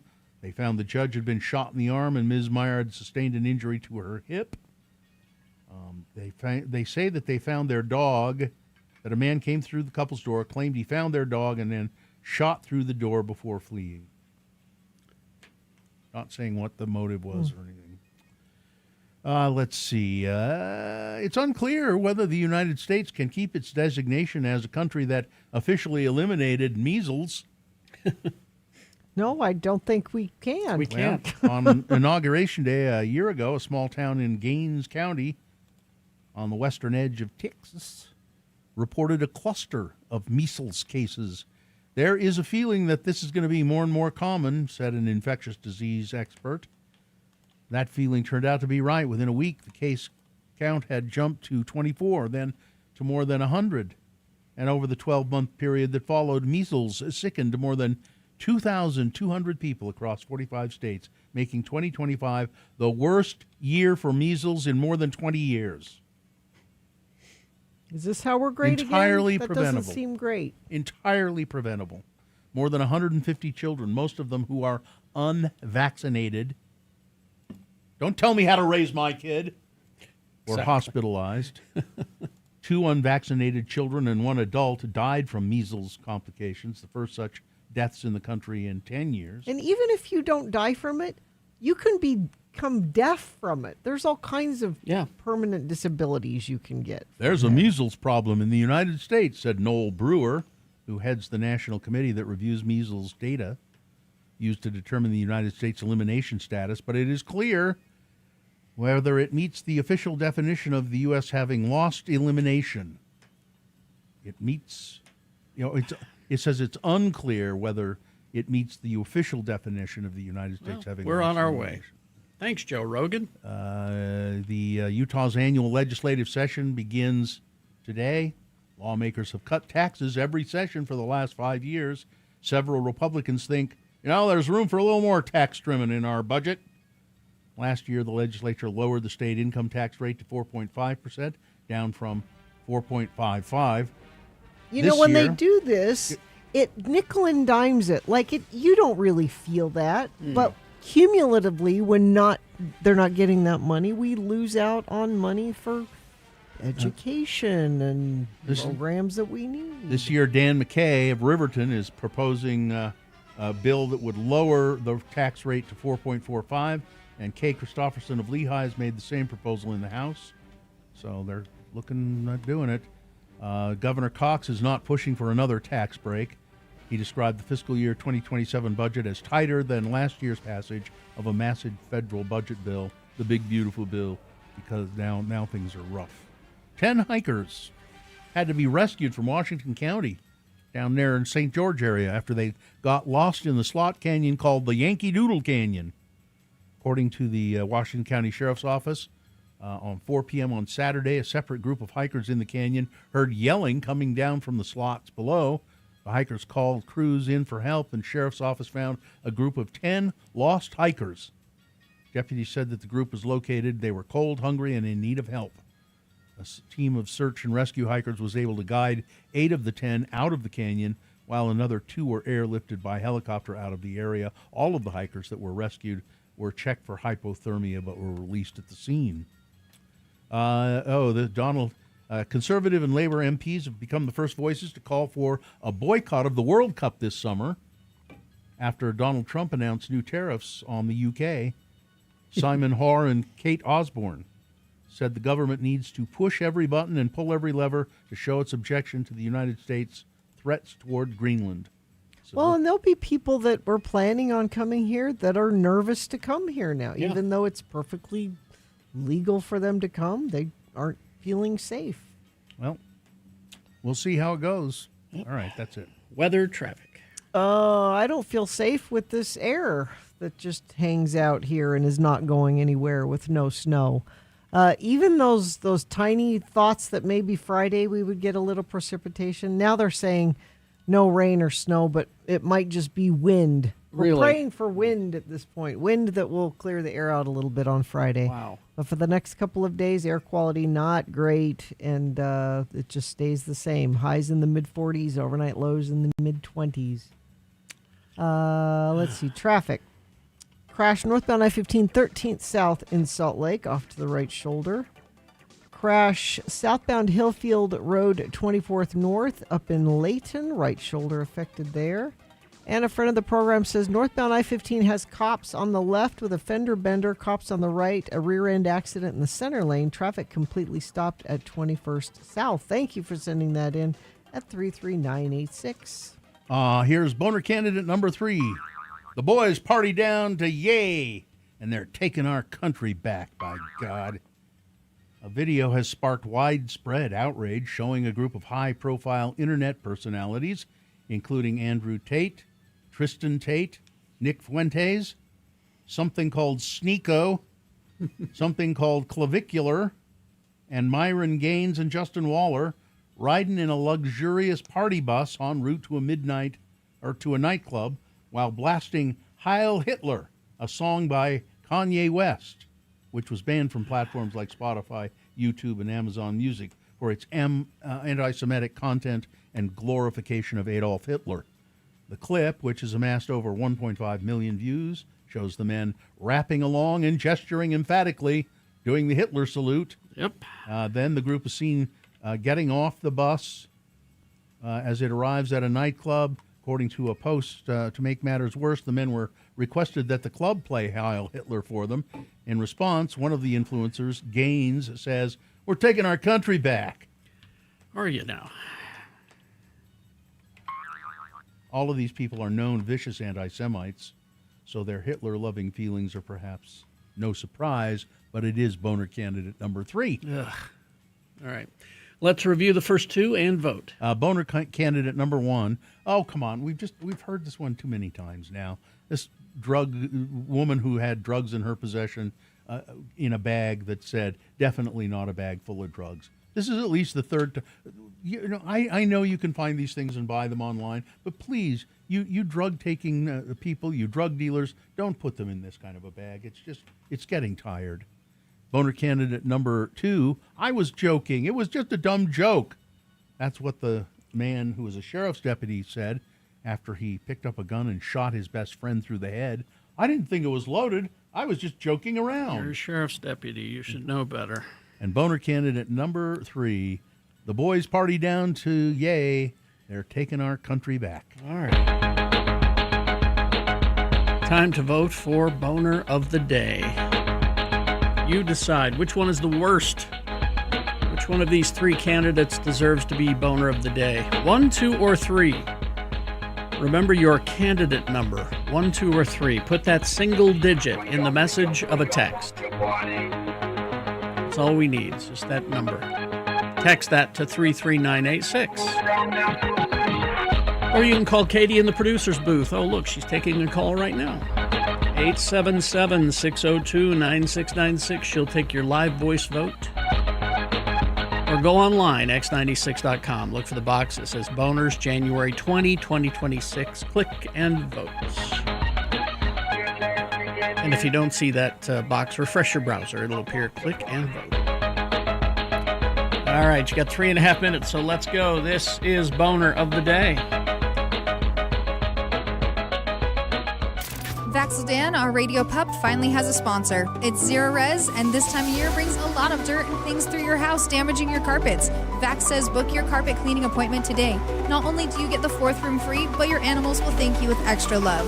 Go to zerores.com today.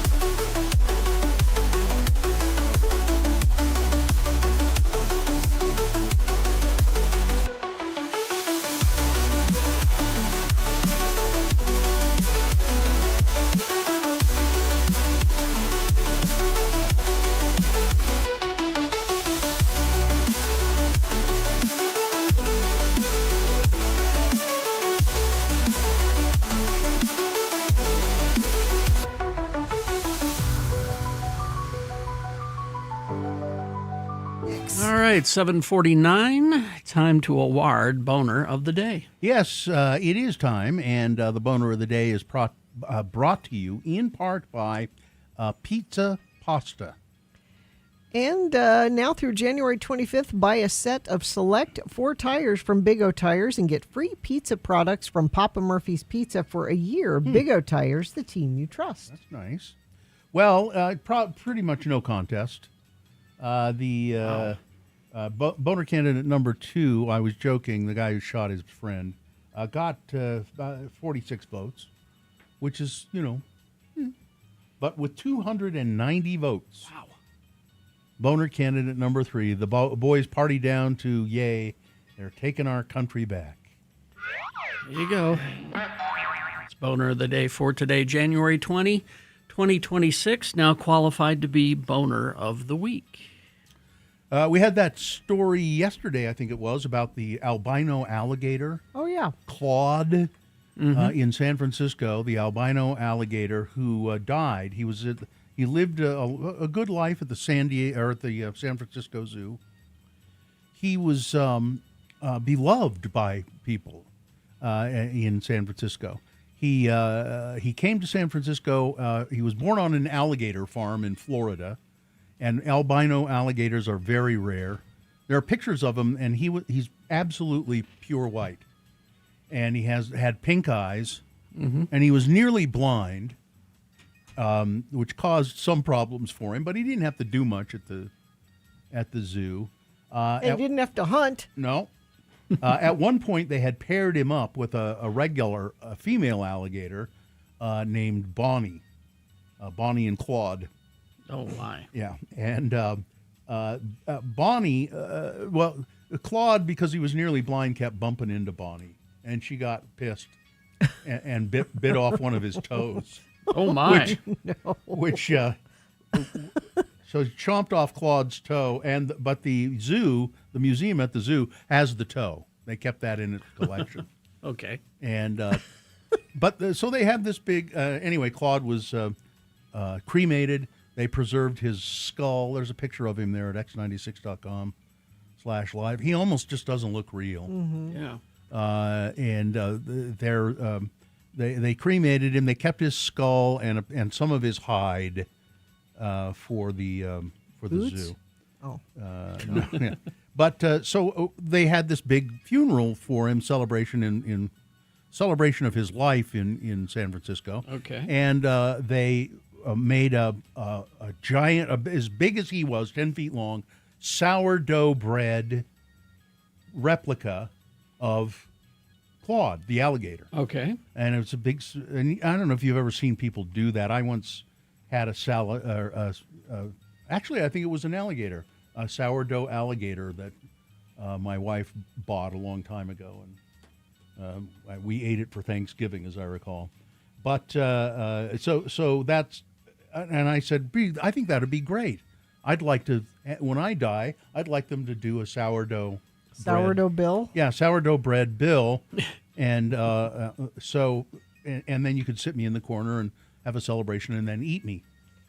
And so our friend Oscar in Ogden, yes, or Ogden Oscar in Terre Haute, Indiana, yes, said, well, I hope you don't have to use this for a long time, but here are 2 pictures with varying degrees of breadiness. This is sourdough bread Bill. Sourdough Bill? x96.com/live. I think that's the breadiest one of the 2. Yeah, you're very toasted in that. Yeah. So I don't know. It's kind of creepy, isn't it? Bill. Oh, that was. There's the breadiest one. That's the most bready. That one really looks like bread. You're scored. Yeah. Yeah. Yeah. Cross cuts and everything. Yeah. So there you go. Thank you, Ogden Oscar in Terre Haute, Indiana. Can we post that, Katie? Will you post that picture so people who aren't watching x96.com/live can see what? We should probably put it next to a picture of the alligator. Yeah. Sourdough. Dr. Neal says it looks like a challenge from the Great British Baking Show. It's real. The more I've looked at it, the more it sort of creeps me out. So remember when we were on Little Chocolatiers, the TLC Yes. Yeah, with, show with Steve and the Hatch yeah. family. Mhm. And the gimmick on that show was to make, chocolate sculptures of things. Yes. Mm-hmm. And we had them on the show, and they made a chocolate sculpture of the lunging weasel, which was the mascot for Radio from Hell University. Mm-hmm. And it was really well done in white chocolate. As I Yeah. recall. It was big, too. Yeah. It Yeah. was, I don't know, 2 feet tall or something. So you can... This eat that? segment is food shaped like animals. Did it get eaten? I don't think No. we ate it. No. It was white chocolate, as I recall. And who wants that? I should probably find a picture of that. Yeah, maybe we should post that one too. Lunging. Yeah, you got to be careful when you Google lunging weasel. Is that right? What? You have to be careful when. Oh, I don't know. I'm guessing. Oh. Let's see. Bill wants to be Jesus. No, I really don't. Partake of my... Take of my body, eat. Yeah. Yeah, no, I don't. I couldn't be Jesus. There'd be no way. There'd be no way. I grew up dude. I grew up in San Francisco in the 90s and remember Claude fondly during high school field trips to the California Academy of Science. Yeah, I mean, this story about him is people just loved him. And there's a picture here of a little girl who has albinism, and she is holding a picture saying, albinism is cool. And her father said her father, Nick, said that visiting the alligator taught her about the rare genetic condition, and it made her feel special. And then the poet laureate of San Francisco wrote a little poem. Where is that? A little poem about Claude, which I thought was very nice. It's a 17-year-old poet from St. Ignatius High School. She wrote a poem for Claude. In a city that shelters the uncommon, that gathers what the world lets go, Claude became its living emblem, proof that care can let things grow. Oh. Yeah. If somebody would write a poem like that for me, then that'd be okay. You want a poem and a sourdough you? No, I don't everything. Who do you think you are, Jesus? Well, no, I think I'm an albino alligator, I guess.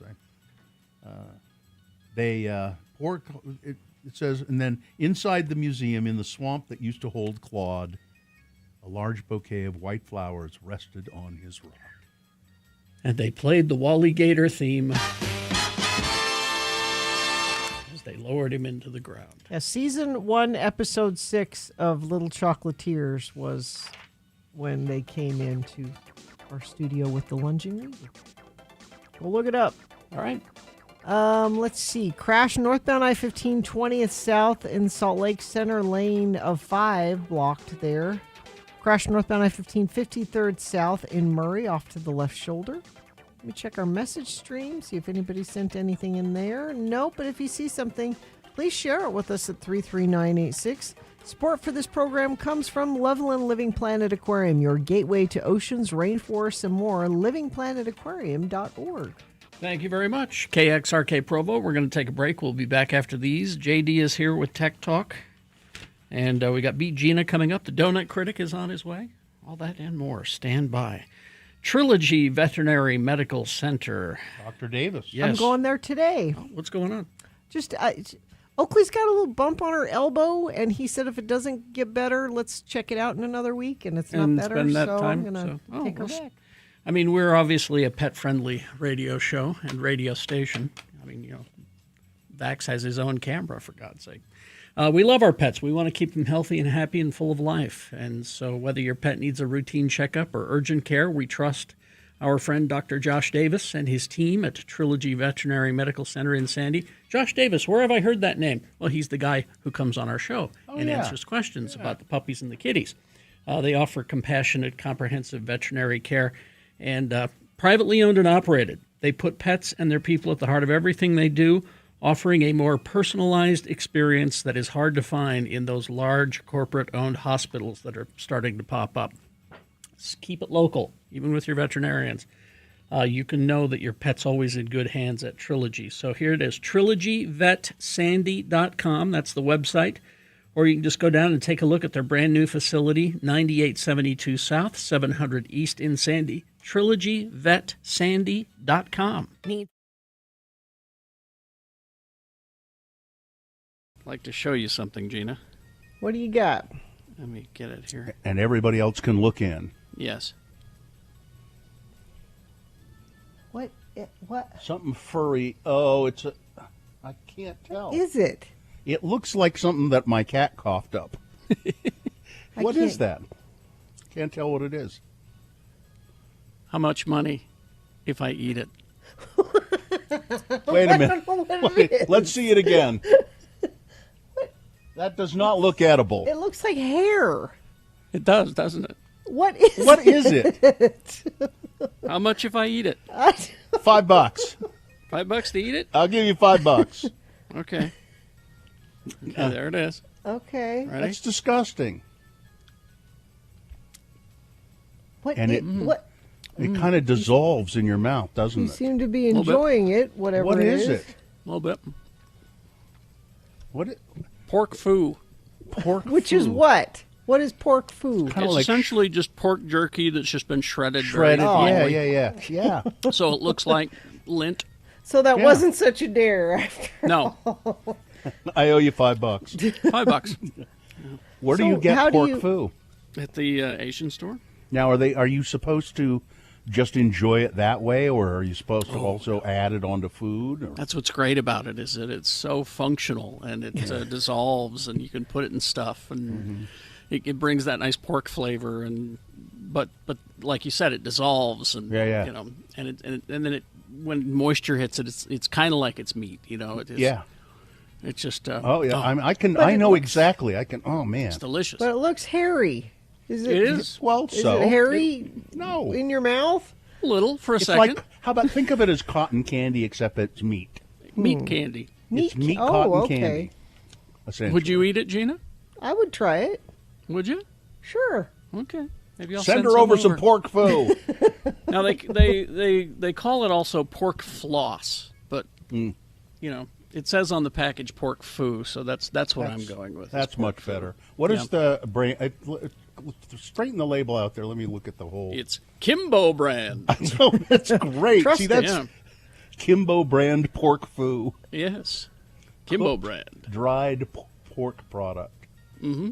My wife goes to the Asian store, the one on 9th South, all the time. That big one. So I bet they have it Put there. pork foo on the shopping Get list. you a jar of pork foo. Get me a jar of pork foo while you're out, honey. Yeah, it looks like the dogs tore up the carpet. Yeah, that's kind of what Yeah. it looks Kinda, like. Yeah, but it's delicious.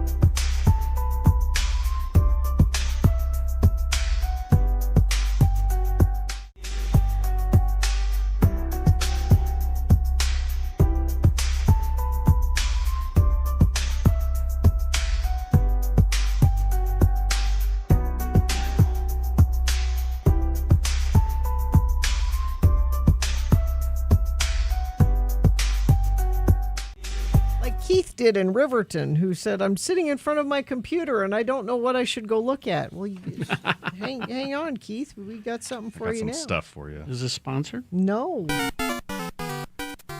Well, it's Jonathan. It's JD. He's here to talk about what is on the internet, what we can enjoy, and Wasting time. I'm here to waste all your time. And JD is also the host, one of the hosts of a podcast called The 3-Bit Gamer Show. Yes, sir. And it's every Tuesday? Every Tuesday morning. Yeah, all right. Yeah. So what do you got? Oh, man, I got some time wasters. I hope you guys don't have any work to do today. These are definitely time Yeah, wasters. these are good This ones. is what we need. I need distractions. Yeah. So these are good. This first one up here it's Internet Road Trip. It's this. So essentially, if you've ever done this, you may have done this on Google Maps when you go down to Street View and there's like arrows in any direction and you can like go one way or the other. Yeah. So this has turned that into a crowdsourced road trip where every like 8 seconds or so, you get a vote on a couple options. You can vote to go straight, turn, and that is if there is a place to turn. Otherwise, you might just be stuck going straight for a while. Honk or change the radio. And it does take a little bit of patience because obviously you're not going to be turning every single turn. Right. But or every single option. But it's kind of fun because I was playing last night. There were like 100 and some odd people online, so we were all voting. And once we'd come up to a turn, I just assumed everyone would turn. Well, yeah. Some people have a destination in mind. And I was like, we're going straight? Really? I wanted to do something different. And so it's just kind of a funny. And then there's a little live chat where you can participate, and people will be chatting like, hey, no, we want to go to like this city. Like, don't turn here. We want to go straight here. Are they still like up in New York? I can't remember where they were last night. Pittsfield, wherever that is. WBPM is the radio station that we're listening to. Yeah, so the local, it's like a local radio station, and you're just on a road trip with people on the internet. It's a little bit after 10 o'clock. I love this very much. You'll just sit and listen to the radio. Yes, I will. Isn't it so fun? And I always voted. I didn't get any. I voted for like 10 minutes straight to honk. Nobody voted with me. Nobody wanted to honk? Which I guess is funny because you would just honk and not move. But yeah, it's actually pretty fun. Like, it took me a minute to get into it, but in terms of like having it as the background, like it's not something you want to dedicate 100% of your time to. But yeah, it's your background thing. Like, yeah, it's kind of fun. So I like it. All right, what's the that? Internet Road Trip? All right, this is now will bring it back down to depressing. This is something called D-Flock because I don't know if everyone is aware, but we are constantly being filmed by cameras everywhere all the time. Yeah, all the time. And there are these cameras called automated license plate readers, ALPRs, that they are just everywhere. And this is D-Flock is a website. It's dflock.me that will show you where they are. Now, these things are kind of concerning because they're in business parking lots. You know, you see in like a Home Depot. Yep. You might see one of these. They're solar powered, and they just sit there. And they not only capture everybody's license plate and make and model of their vehicle, but they also capture details about your car, like stickers. Oh, there's like a Hurley sticker on your car, and here's your license plate, and here's the make, model, and car. And it stores it all obviously without your consent, and it just tracks everything everywhere all the time. Can you go on here and say, and it'll take you off of it? No. Oh. It won't take you off of it, but it'll show but you. It does alert you to where these are. Yeah, it'll show you where they are. Yeah, it's more like a public service announcement. I think the awareness is the key, and that's what I'm trying to avoid areas. Yeah, and this is one of those things that like feel like they should not be legal. Obviously, like, you know, police departments have full access to this type of stuff. Yep. It's just like the ring cams, but with your cars. It's just a massive privacy concern. So I would urge everyone to go dflock.me. Flock is, I think it's called, what is it? Flock Safety, and it's one of the biggest ALPRs in the country. And so you can just at least be aware, right? And maybe share with people. Okay. I just was looking at it. There are about 25 of them right around my house. Yeah. I mean, just they're they're waiting for you, Bill. I think it's they know because they know where I am. Yeah, they know everything. They're following you. Yeah. All right. What's next? This one's actually really cool. It's 40.news. Just that's the site. And it allows you to see headlines from 40 years ago today. And there's a new edition every day that comes out. And it's kind of a trip to see the things that are being talked about, the things that were concerned, seeing trends in certain countries that may not have changed or may have changed dramatically, seeing countries that may not exist. That existed that no longer exist. You can also sign up for like a daily email newsletter where it delivers you this. And you can pretend it's the news of the day. So you're like, oh yeah, 40 years ago, I guess things weren't too terrible. But yeah, it's really interesting from a context perspective. I went through and was just reading a lot of these stories just, you know, because they're skimmable. You can kind of just browse the headline, see what you're interested in. But yeah, just seeing 40 years... It seems simultaneously really long ago, but also not that long ago. So pretty cool. This one is awesome. If there are any teachers listening, you guys are going to like this. Teachers, daycare, whatever. It's called Silent Forest. Silentforest.tech is the website. And what you do is it's this little cute, you can hear that in the background here. It's a cute little animated forest scene. Mm-hmm. And it's kind of got that lo-fi music going on. Yeah. Mm-hmm. And if you're quiet, it's got a little sound meter, and you Okay. can adjust it so you can make it more sensitive or less sensitive. And it essentially, if you keep quiet long enough, little animals will pop out. This is genius. Yeah, and so it's like this is an incentive for quiet time, especially if you have a classroom and it's like quiet Yeah. time or whatever. You put this on. Okay, shut up. Are we? They can't hear. It can't. Yeah, it's not picking this up. It's not, no, this one is picking us up. Oh, this one is? Yeah, this On one. your Are we too tablet. loud for it, or is It's it okay? because we're talking. We're not getting any animals. Yeah. So, I guess we can be quiet and see.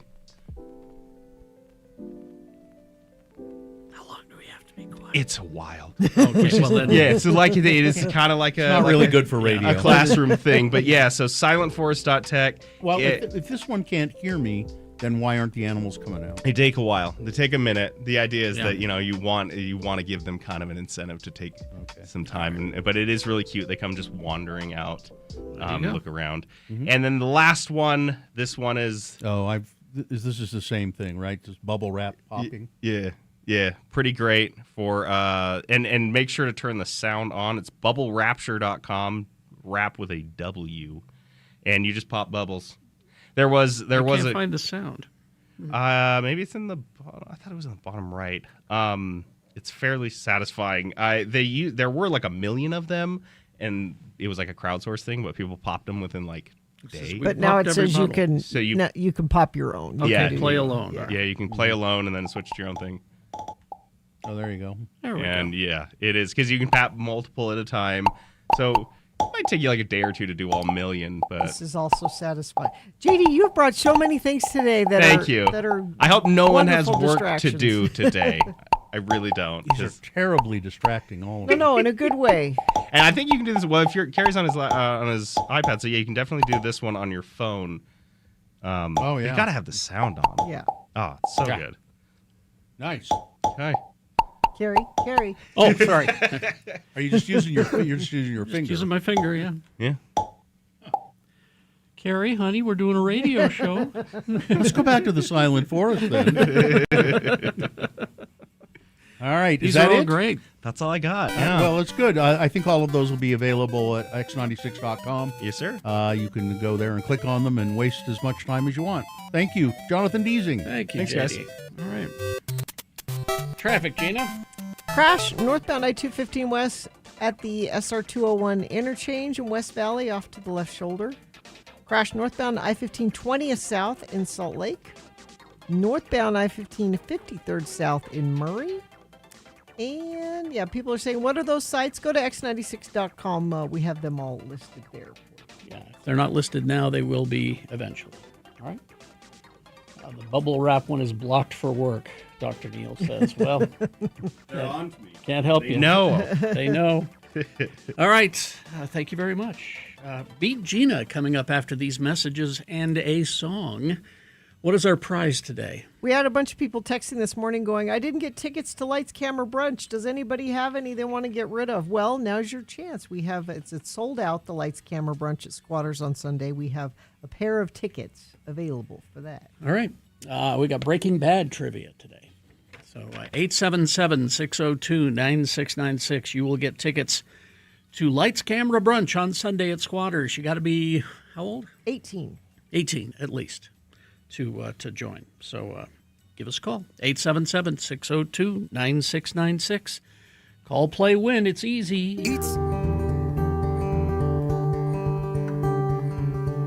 I'd like to show you something, Gina. What do you got? Let me get it here. And everybody else can look in. Yes. What? What Something furry. Oh, I can't tell. is it? It looks like something that my cat coughed up. What is that? Can't tell what it is. How much money if I eat it? Wait a minute. I don't know what it is. Let's see it again. That does not look edible. It looks like hair. It does, doesn't it? What is it? How much if I eat it? $5. $5 to eat it? I'll give you $5. Okay. There it is. Okay. Ready? That's disgusting. What? And it kind of dissolves in your mouth, doesn't You it? seem to be enjoying it, whatever What it is is. it? A little bit. What? Pork foo. Pork Which is what? What is pork foo? It's essentially just pork jerky that's just been shredded. Shredded, very yeah. finely. So it looks like lint. So that wasn't such a dare after No. all. I owe you $5. $5. Where do you get pork foo? At the Asian store. Now, are you supposed to just enjoy it that way, or are you supposed to also add it onto food? Or? That's what's great about it, is that it's so functional and it dissolves, and you can put it in stuff, and it brings that nice pork flavor. And but like you said, it dissolves, and you know, and then when moisture hits it, it's kind of like it's meat. You know, it is. Yeah. It's just. Oh yeah, I know exactly. Oh man, it's delicious. But it looks hairy. Is it? It is. Well, is it hairy? No. In your mouth? A little for a It's second. like, how about think of it as cotton candy, except it's meat. Meat candy. It's meat Oh, cotton okay. candy. Essentially. Would you eat it, Gina? I would try it. Would you? Sure. Okay. Maybe I'll Send her over some pork foo. Now they call it also pork floss, but you know, it says on the package pork foo, so that's what I'm going with. That's much better. What is the brand? Straighten the label out there. Let me look at the whole. It's Kimbo brand. No, that's great. Trust See, it. that's Yeah. Kimbo brand pork foo. Yes, Kimbo Cooked brand dried pork product. Mm-hmm. My wife goes to the Asian store, the one on 9th South, all the time. That big one. So I bet they have it Put there. pork foo on the shopping list. Get you a jar of pork foo. Get me a jar of pork foo while you're out, honey. Yeah, it looks like the dogs tore up the carpet. Yeah, that's kind of what it looks Kinda, like. Yeah, but it's delicious.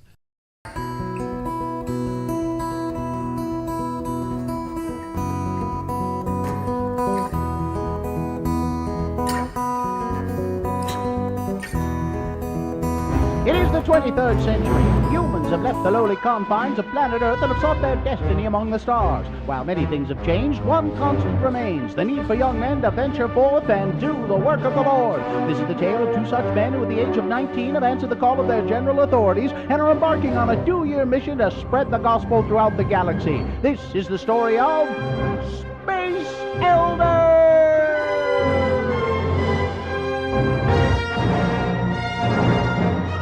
Today, we find our elders tracting on the ice planet Hawk. Oh, man, it's cold out here. Why is it so cold? It's an ice planet, Lehigh. What do you expect? Oh, I'm sure glad my mom sent me these mittens. And Zone Leader Hansen has sent us to some pretty dismal places before, but this has got to be the worst. I hope that this Wampa fella lets us in and offers us some piping hot postum. You know, these tauntaun thingies smell funny, and they're just not very comfortable to ride. I wish our hyperbikes hadn't frozen up. Let's see, third cave on the left, just past the second snowdrift. Yep, this must be it. Hello? Hello, Mr. Wampa? I don't suppose his first name is Willie, do you? See, Willie Wampa. What? Hello, anybody home? Hey, pal, that's my ride home you're having for lunch. You must be Mr. Wampa. Hi, I'm Elder Christiansen, and this is my companion, Elder Jensen. Hi. We represent the Church of Jesus Christ of Latter-day Saints. You know, the Mormons. Look out, Butch! Oh, man, he knocked you down. That's gonna leave a mark. Excuse me, Mr. Wampa, all we want is just a couple minutes of your time. Oh!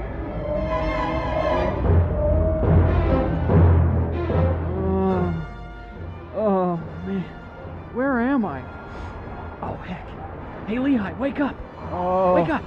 Oh, what in the flip? This is just great. Here we are, hanging upside down, stuck to the roof of a Wampa cave, our feet frozen in what appears to be Wampa spit, while my ride home gets eaten by Mr. Wampa out there. Yuck, I don't think this Wampa spit's ever gonna come off my wingtips. Hey, there's somebody stuck to the ceiling behind you. Huh? Hey, that farm boy from Tatooine. Hey, Luke! Luke, wake up! Huh? Ben? No, not Ben. It's me, Butch. I don't suppose you got a plan to get us out of here, do you? If I could just reach for my lightsaber. There. So much for the element of surprise. Hey, look, your dad, Darth Vader, cut off Lehi's arm with one of those things. Cut him some slack. Will Butch and Lehi ever escape from Wampa Cave? Will Luke cut Lehi's arm off just for the fun of it? Will our elders ever get the Wampa spit off of their wingtips? Tune in next time to hear Lehi say... Oh, thanks, Luke. For a minute there, I figured we was Wampa Chow. Luke. Ben? Luke. Ben, is that you? You will go to the Dagobah system. Mr. Kenobi? Dagobah? I've never even heard of it. It's a swamp planet. You're not missing much. You must seek out Yoda and continue your training. But I've already been to the MTC. Ben? Yoda? Dagobah? Mr. Kenobi, are you sure? I mean, we've already been to Dagobah. Hold on. I've got some problems here. Luke, you go to Dagobah and seek Yoda. Butch, Lehi, you go thaw out your hyperbikes and continue tracting. I should have gotten Jedi call waiting. On the next bone-chilling episode of Space Elders!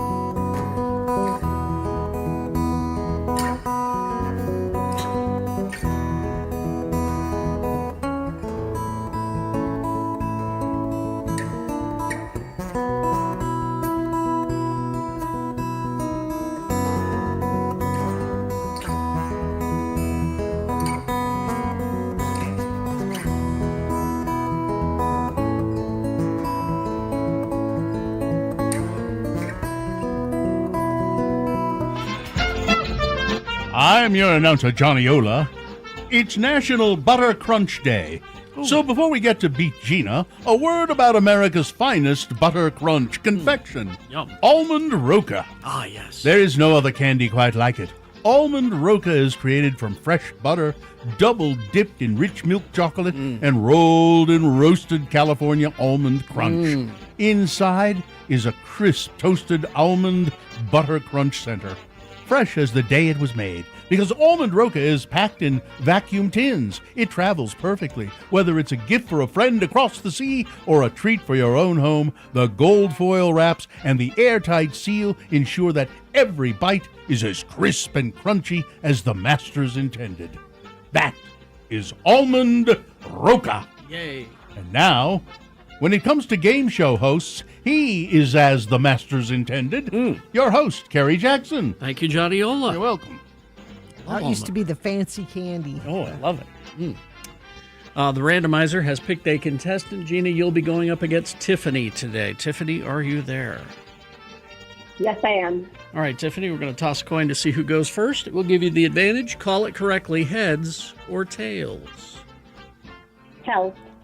Tails? Tails never fells. It is heads. Oh, until it does.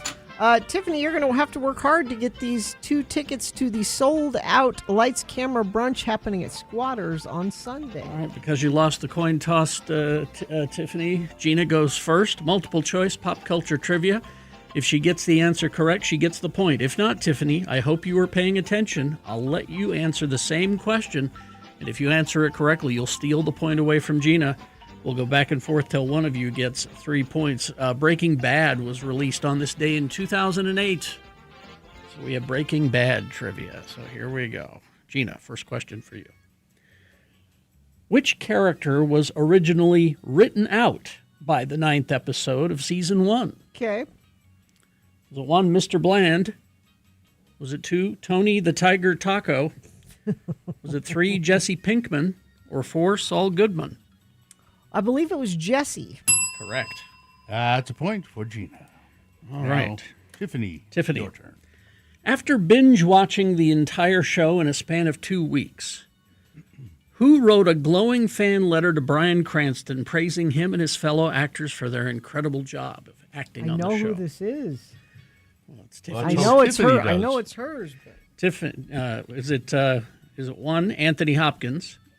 Is it 2, Patton Oswalt? Is it 3, Biff Wellington? Or 4, Cormac Bone?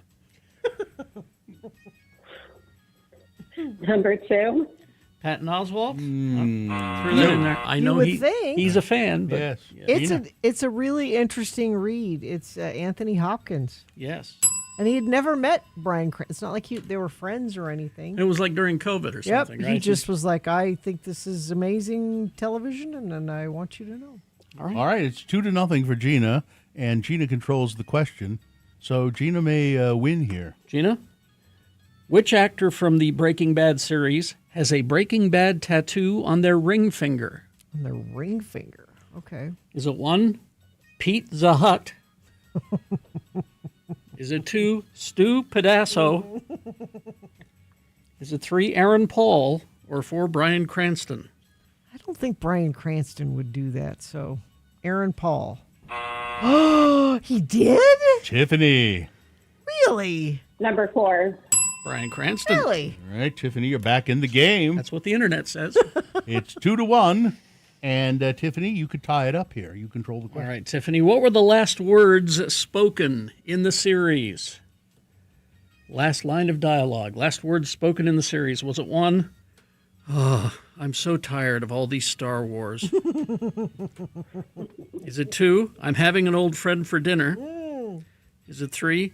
You met me at a very strange time of my life. Or is it 4? Well, goodbye, Lydia. Number 3. That was Fight Club, actually. Oh, Gina. Goodbye, Lydia.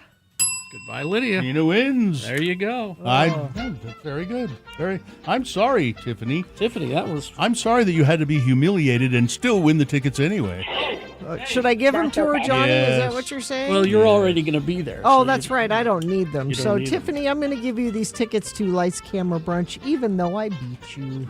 Listen, there you go. Hang on the line, Tiffany. Hang on. Listen, I have got to get home. Mrs. Ola, I'm coming home. I want you to remember, they're not rocks, they're minerals.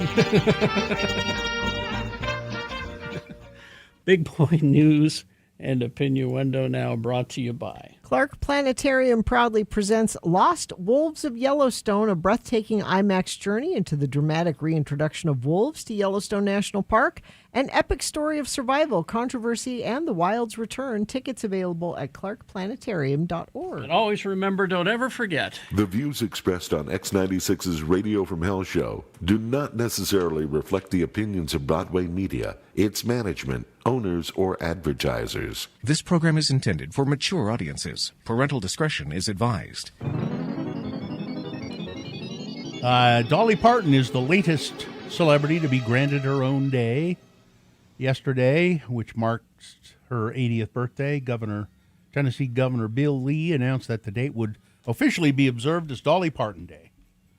The declaration honors her lifetime of achievement, service, and positive impact, according to the state leader's official notice of Dolly Parton Day. Dolly Parton is an acclaimed singer, songwriter, musician, actress, producer, and entrepreneur whose body of work embodies the spirit of Tennessee. And throughout her remarkable career, Dolly Parton has earned numerous awards and accolades and is widely regarded as one of the most influential and beloved artists in the history of American music. The proclamation lays it on thick. In addition to her artistic accomplishments, Dolly has demonstrated an enduring commitment to philanthropy and service. Happy 80th to the one and only Dolly Parton. All true. Yeah. Let's see what else we have going on here. Russia is rejoicing.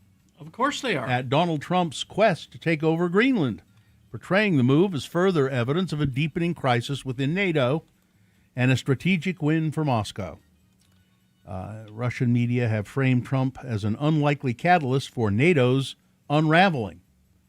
And if there's anything Russia hates, it's NATO. Several outlets have depicted Trump as a historically significant figure, not for strengthening Western unity, but for accelerating its decline. Speaking in an extremely gleeful tone, Russian pundits for the Moscovi Kosmolets, Moscow daily paper, said, "Europe's at a loss, a total loss. It's such a pleasure to see." The article went on to mock the idea of conflict within NATO itself, asking rhetorically, which NATO countries would start fighting one of NATO's founding members? I'd watch that. Yes. Yeah, I mean, and Russia's just, saying, go ahead, Trumpy, go ahead. Keep going. When Donald Trump most recently ran for president, he made scores of promises to the American people. He's only kept one. In 2024, political pundits and operatives saw affordability as the key issue of the presidential campaign. Trump played it up. On the campaign trail, he pledged that he would bring down inflation and make groceries cheaper again. And when he won, observers credited that strategy for his victory. But that's because his real campaign promise wasn't about the economy. It was all about racism. He spouted dehumanizing lies about immigrants, dabbled in eugenics, and pledged to conduct mass deportations. When I win on November 5th and migrant invasion ends and the restoration of our country begins, Trump said at a rally in October of 2024. When he got back to the White House, he immediately began delivering on both explicit promises and its implications. In the last year, Trump has deported migrants without so much as a trial, defunded government programs dedicated to diversity and inclusion, and deployed thousands of federal agents to blue cities to wreak havoc on people of color and their allies. This is the government weaponizing the social and political views of the president. William Roberts, the senior vice president for rights and justice at the Center for American Progress, a think tank that promotes liberal policies, told Huffington Post. It's not just Donald Trump is a racist, Roberts said. It's Trump's government engaging in policymaking to harm specific people. Let's see. Here are some Americans who are so desperate to flee Trump, they're now living in filthy Dutch refugee camps. Really? Yeah. According to Dutch immigration authorities, 76 U.S. citizens claimed asylum in the country last year, a significant increase from the 9 that did in 2024. Most of those who have left are transgender or parents to transgender children and are housed in the queer block of an overcrowded camp in the northern village of Ter Apel, The Guardian has reported. The camp, which resembles a prison, has guards stationed at every gate and offers less than desirable amenities. Residents have complained that the tiny college dorm-like rooms they're provided are covered in graffiti, some alleging they suspect bodily fluids have been smeared on the walls. Asylum seekers are permitted to leave the camp but must be present for daily bed checks. They're also given a small allowance so they can purchase food and cook meals in the communal kitchen. Many of the American refugees are seeking asylum after allegedly being victims of hostility and discrimination in their home states. Let's see what else is going on here. The Department of Justice is now a month late in releasing all of its Epstein files. They expect to release all of them, but nearly 4 weeks later, the public has seen little movement. The most recent document release occurred 27 days ago, just a few days after the deadline. They weren't expected to. They were ordered to. Yeah. According to the Department of Justice, just 1% of the total records have made it to the public domain. There are reportedly upwards of 2 million files that could be published under the Epstein Files Transparency Act, even with redactions. Whether additional information will be made public and when remains uncertain, according to recent letters filed in federal court by the Department of Justice. You can't let that happen to me. And a federal judge in Washington has declined to immediately block the Department of Homeland Security from requiring lawmakers to provide 7 days' notice before they try to visit and inspect immigration detention facilities. Without finding that the policy itself was legal, Judge Gia M. Cobb of the Federal District Court for the District of Columbia wrote that the group of lawmakers who sued to halt it would need to revise their lawsuit in a way that directly addressed the Trump administration's latest rationale. Justice Cobb had blocked an essentially identical policy by the agency in December, citing a provision of the appropriations law that funds the department and requires facilities to be open to congressional oversight. And finally, this. Oh, you have time. Oh, I do? Well, I'm running out of stuff here. Let's see.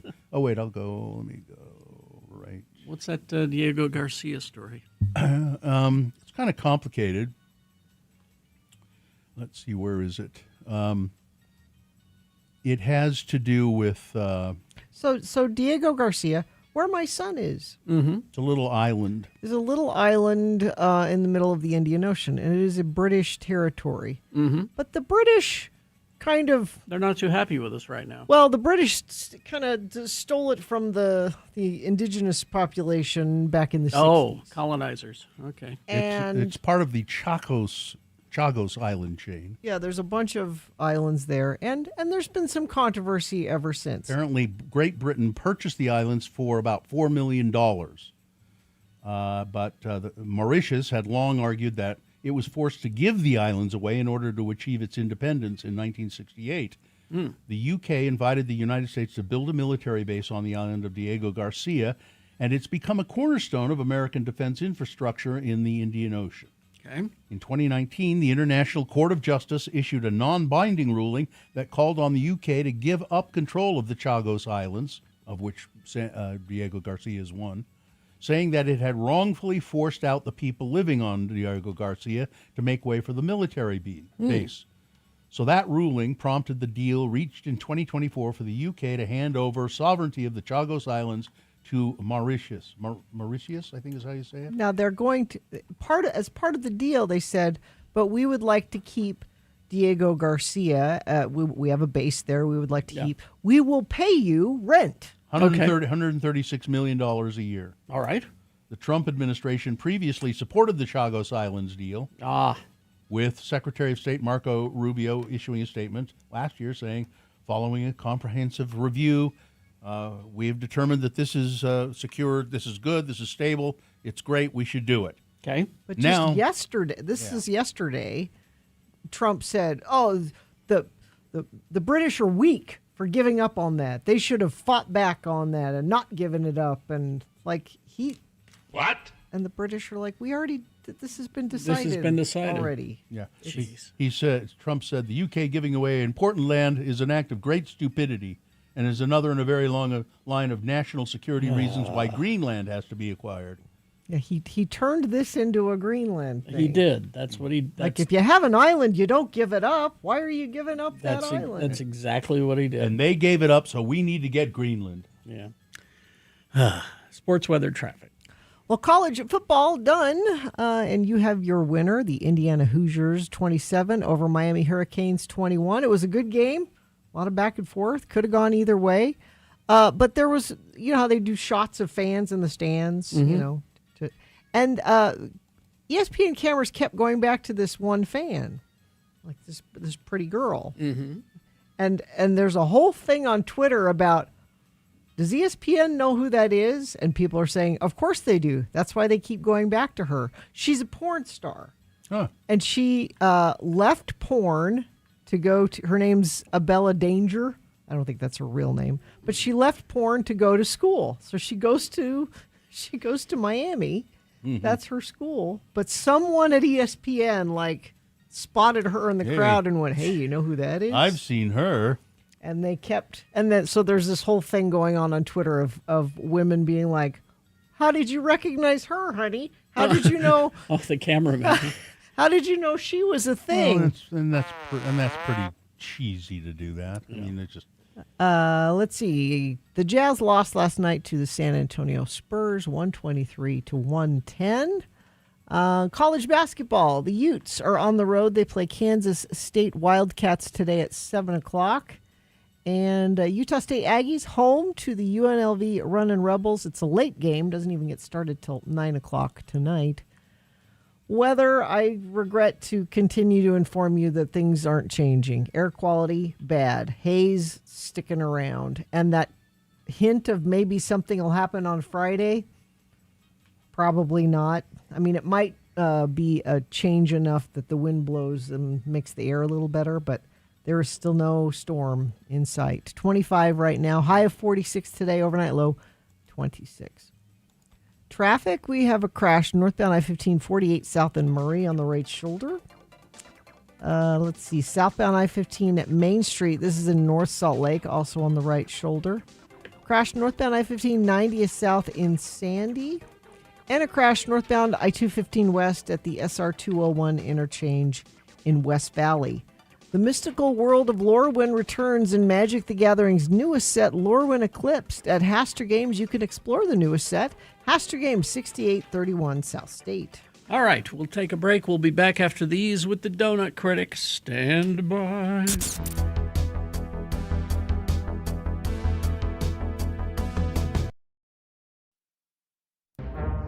It is the 23rd century. Humans have left the lowly confines of planet Earth and have sought their destiny among the stars. While many things have changed, one constant remains: the need for young men to venture forth and do the work of the Lord. This is the tale of two such men who at the age of 19 have answered the call of their general authorities and are embarking on a 2-year mission to spread the gospel throughout the galaxy. This is the story of Space Elders!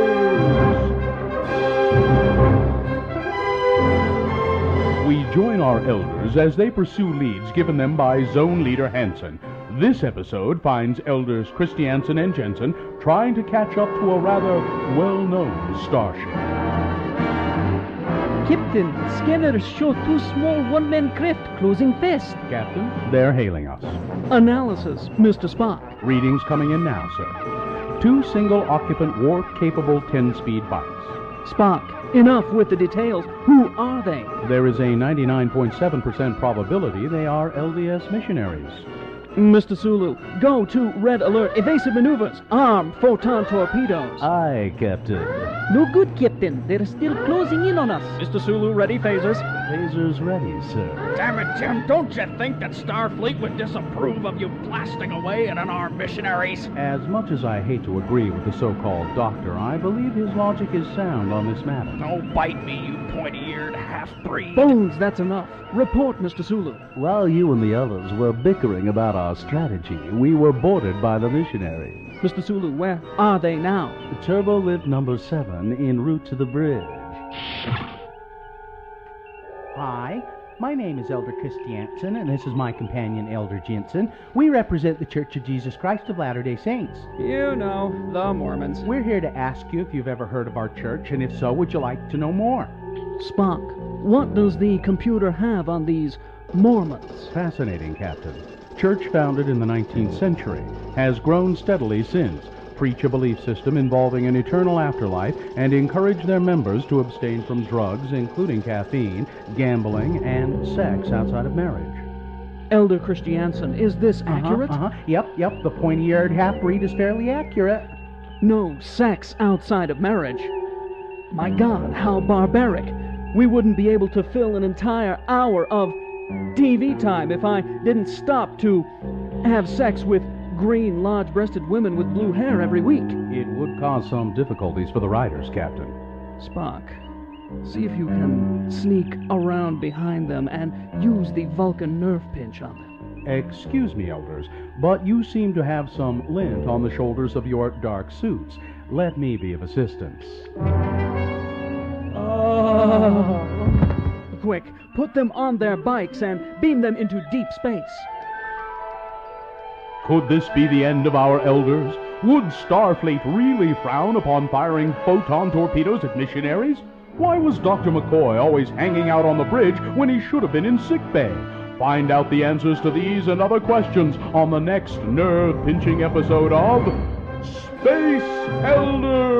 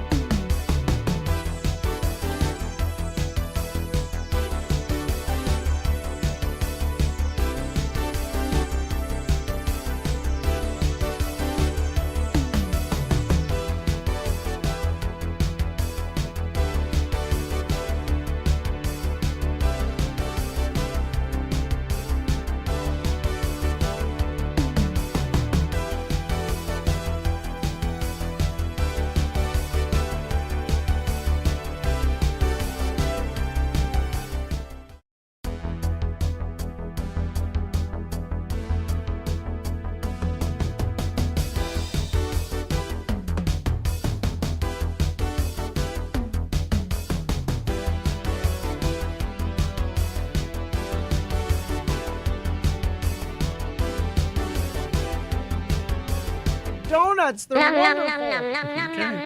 Benjamin Lee is here. Ben Lee, the donut critic. You've really been delivering lately. I know. I've been bringing in donuts. Yeah, it's the donut critic. Now, last time you were here, you brought in all that Pink Box donut place. They opened a new store in American Fork. Yeah, I honestly don't know why I'm even standing right now because I've had so many donuts and so many openings. Like, Utah is really having a moment.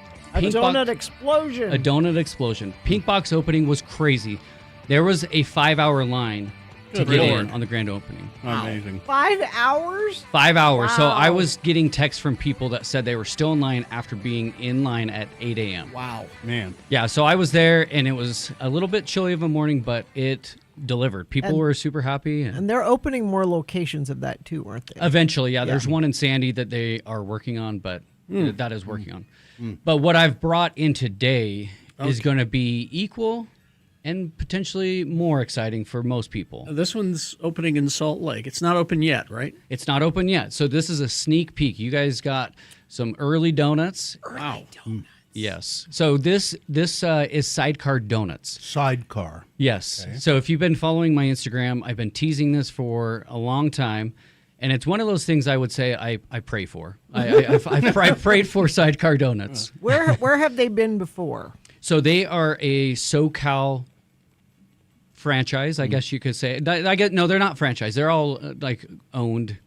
They're all owner operated. Yeah, but they are throughout. So there's San Diego, there's Costa Mesa, there's Torrance, there's all over LA. I think there's 7 or 8 of them. I'd have to get the official count. But I've been to all of them down there, and they always impress.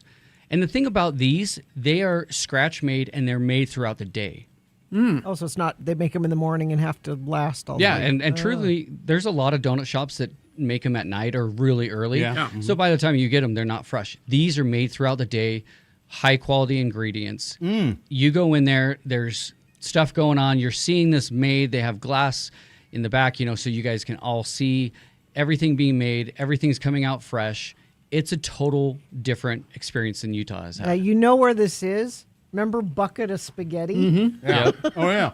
That's where. What a glow up for that area. You go from Bucket of Spaghetti to Sidecar Donuts. That is like the biggest glow up that you'll see in Utah right now. Well, this bacon one, That's a good one. that's maple and bacon. Yes. Really good.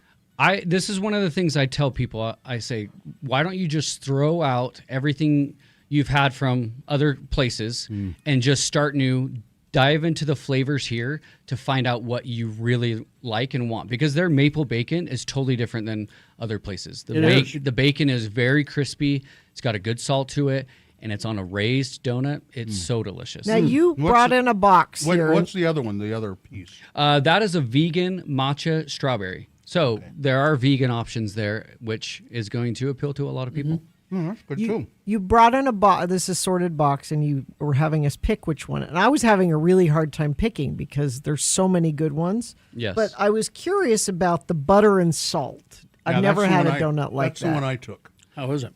It's delicious. I haven't tried it yet. Butter and salt. How do you go wrong with butter and salt? So this is the thing that people need to remember going to Sidecar 2 is they're not overly sugary. And that is one of the things that I love about them, because I can sit down and I can eat 2 donuts without even thinking.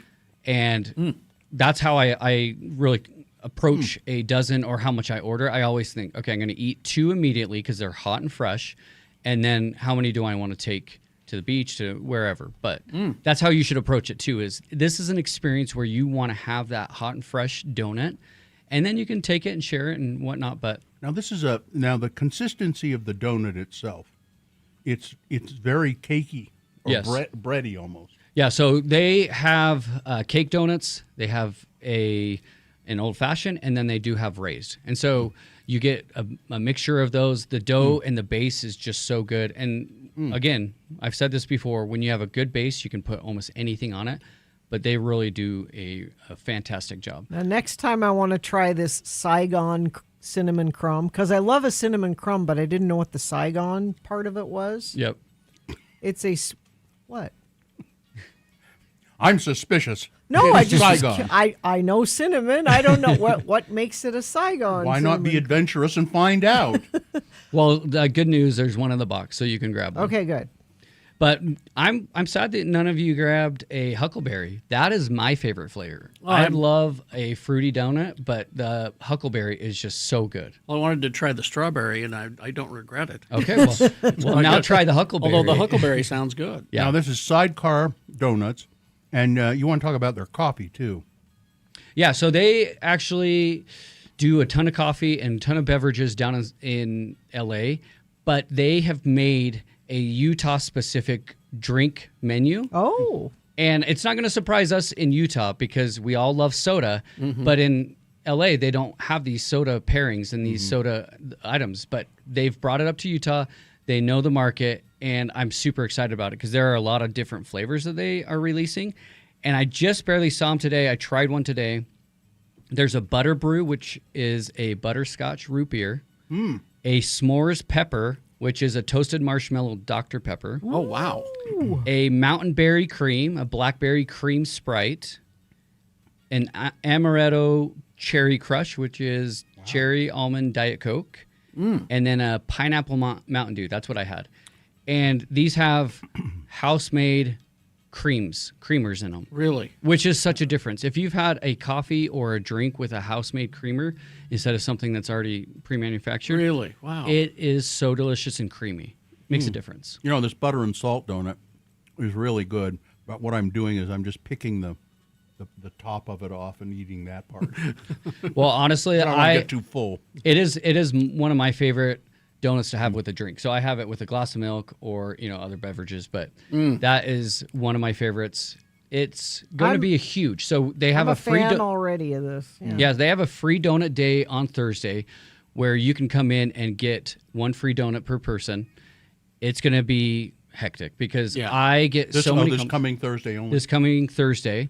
And then the official grand opening is on Friday. Okay. So it's right there on 7th East and about 21st South. Yep, kitty corner to the D's. So if you know where the D's is, it's on the north. Do I know where the D's is? Of course I know where that is. Of course you know where the D's is.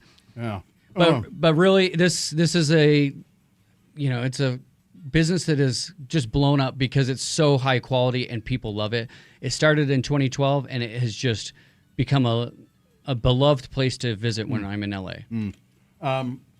And they just mentioned the coffee. It says here that they do sourced coffee and espresso designed to pair specifically with the donuts. Right. And, So and that's it's- what they were doing with the sodas as well. Is I think it's really deliberate to make sure that it's a full experience. You go in for a donut and you get a drink, and it all comes together in one good experience. It says, so what's their website? It says follow Sidecar Donuts for their, they have seasonal specials and things like that. The easiest is on their Instagram. They're pretty active on Instagram, and they have monthly flavors that come out. So this week, I don't know if they'll have all of their specialties out. They have the ones that we've already listed: an old fashioned, a huckleberry, a Saigon cinnamon crumble. They have a party one with sprinkles, and they have a cookies and cream, a regular glazed. But their specialties are some of my favorites. They have like a basil and egg, which is a savory donut. It's so delicious. Wow. And they have a French toast going on in February, so start looking for that. A French toast donut or French toast? French toast donut. They also have had a blueberry champagne, which was so decadent and amazing. I had that one a few years ago, and I dream of it. It's living rent free in my head. Now, do they have a drive up there, or is it like the old just the parking lot? Yeah, so they just have the parking lot. That is going to get hectic then. That is going to get hectic. That's not a big parking lot, as I recall. Yeah. I was looking around, though. Each of the different cross areas have different parking spots. And so my guess is a lot of people are going to park across the street and then just use the crosswalk. I think you want to go inside so you can look at the case. Well, yeah, you want. Yeah. You want to go inside, and honestly, like I said, plan to have one hot and fresh when you're there. So if you have a dozen that you're ordering, order one more and have that while you're walking out to your car, because that is an experience. Wow.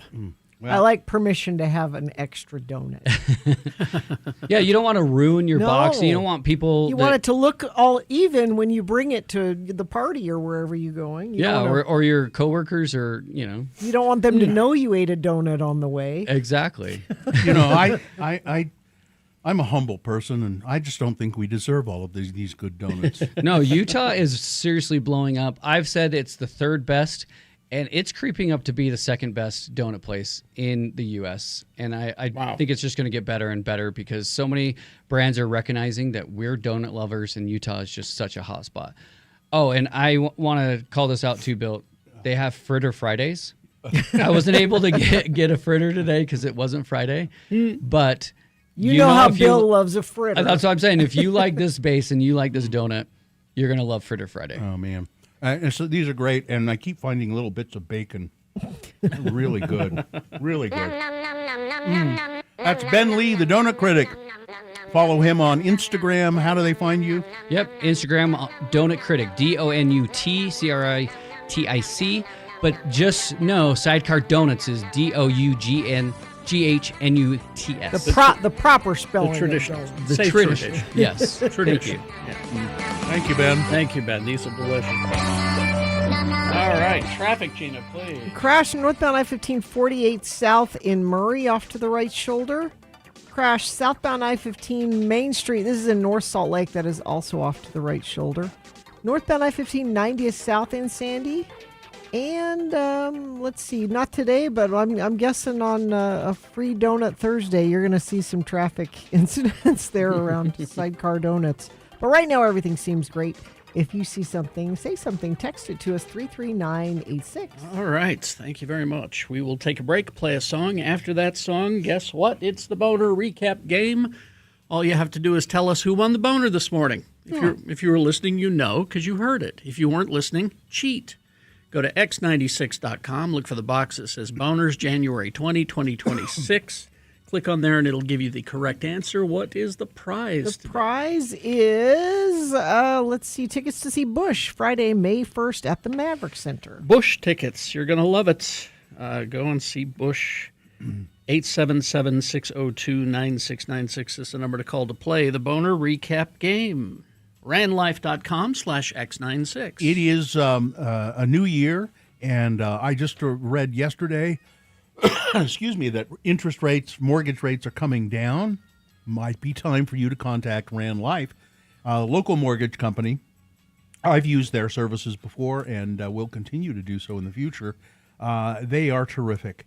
Whether you're buying your first home or your next home or just looking to refinance or you want to tap into your home equity, perhaps use that money for other things, vacations or paying off high credit card bills. Rand Life can tell you how to do it and get the most out of it. So you go to their website. They know the market. They know what's happening, and they know how to handle this kind of thing. So you go to their website. You go to randlife.com/x96. There are experts standing by to help you right now. Just go to randlife.com/x96. So we're having some phone issues again. That's hanging up on people if it does.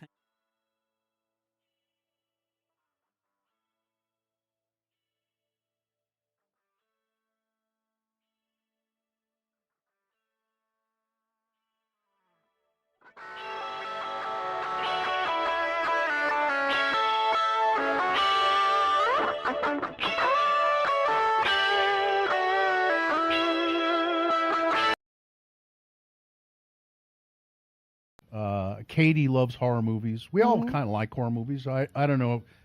I like them quite a bit. Gina, are you? Maybe yes, maybe no. Depends. But these are the horror movies you should watch for this Halloween. Oh. It's Radio from Hell with another list, because people love a good list. X96.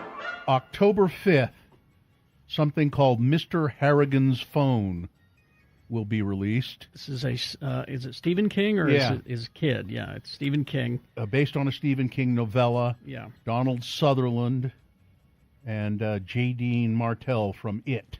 It's about a phone line gets buried in a grave. Yeah. Oh. And so you're starting getting phone calls from the grave. Yeah. On October 7th, Hellraiser. Yes. A reboot of the classic 1987 film. In this version, a young woman finds a cursed puzzle box and accidentally unleashes the sadistic, demon-like Cenobites upon the world. The film is attracting attention for the fact that it has not only recast the role of the main antagonist, Pinhead, who was played by a man, Doug Bradley, for years, but it has put a woman in his place. Might be interesting. October 14th, Halloween Ends. Yes. We talked about it. Carrie's talked about it. Carrie's You excited. can see that on Peacock. Yeah. There's a great picture here of Jamie Lee Curtis back-to-back with Michael Myers. And she says this will be the last time she plays Laurie Strode. October 19th and October 26th, The Good Nurse. I bet she's not a good nurse. A crime drama. I bet she's a bad nurse. It was like The Bad Lieutenant. I went to see that movie, and they were wrong. He was not a bad lieutenant. He was a really bad lieutenant. This is a crime drama, is part of Netflix and Chill's October lineup. It follows nurse Amy, Jessica Chastain, investigating a series of mysterious patient deaths that begins soon after, and he looks guilty. Eddie Redmayne, playing another nurse, starts working there. He just looks weird. So, Pray for the Devil, Prey for the Devil, October 28th.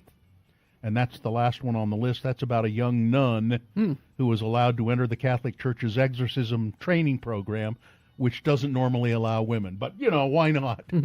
You're mentioning newer ones, but this is a good time to remind people that Salt Lake Film Society has their Tower of Terror classic horror. Looks like this weekend you've got Mandy and Candyman, the 2021 Candyman. Oh, the recent one. Oh, it's a good one.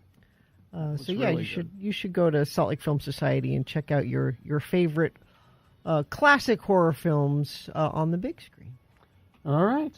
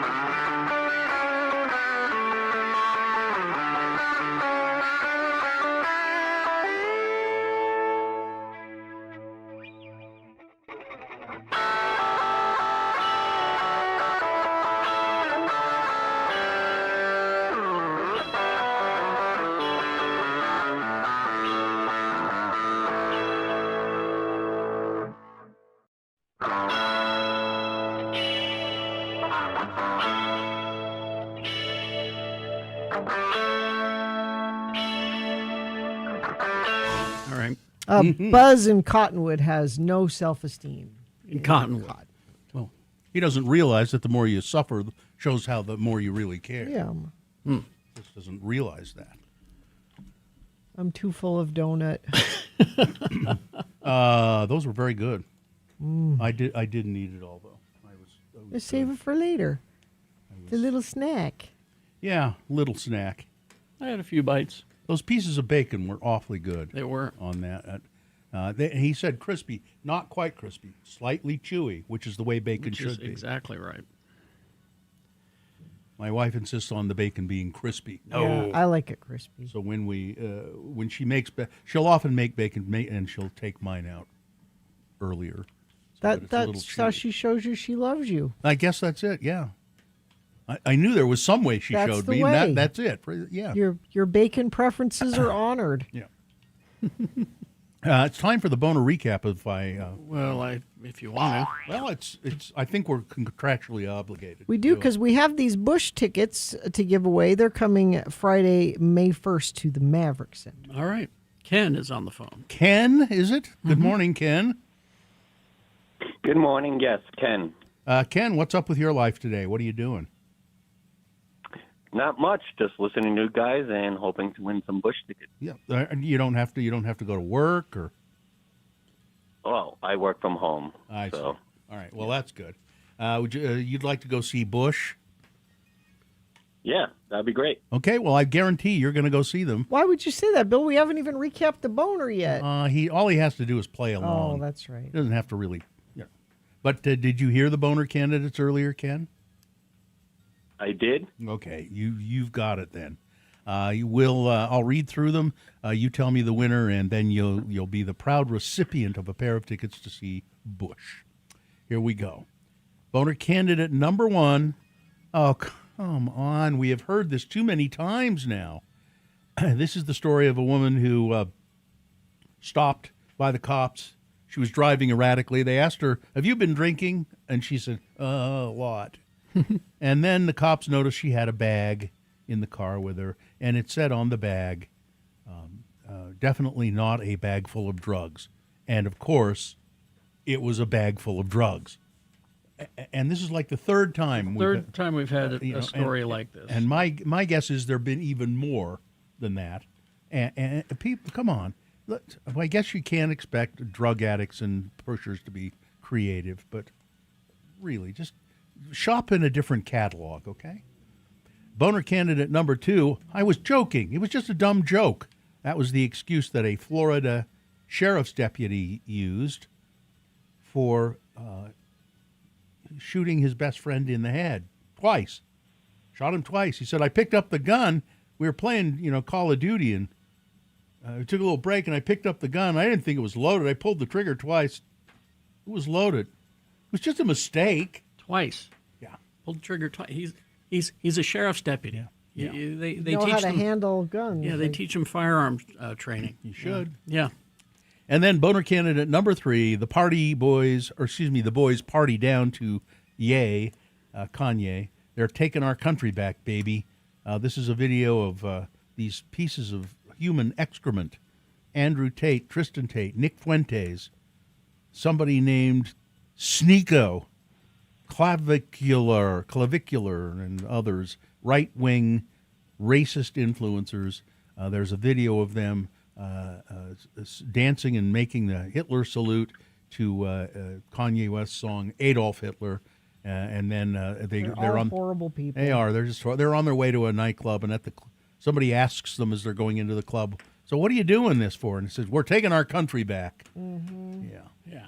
Those were the 3 candidates. Who was the winner, Ken?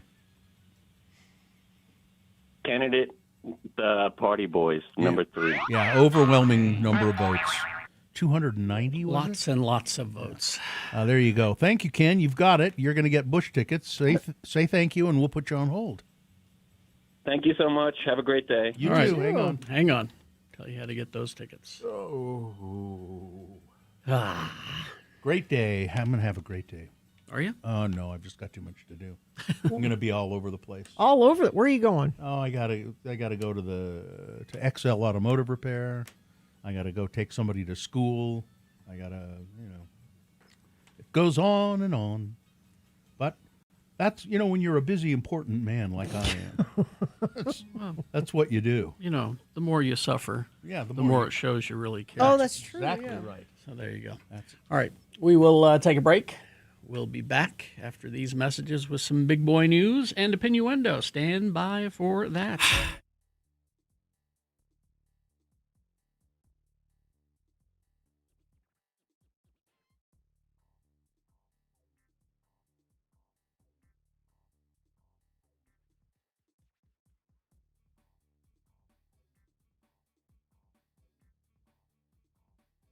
You have a list? A list. Oh, Okay.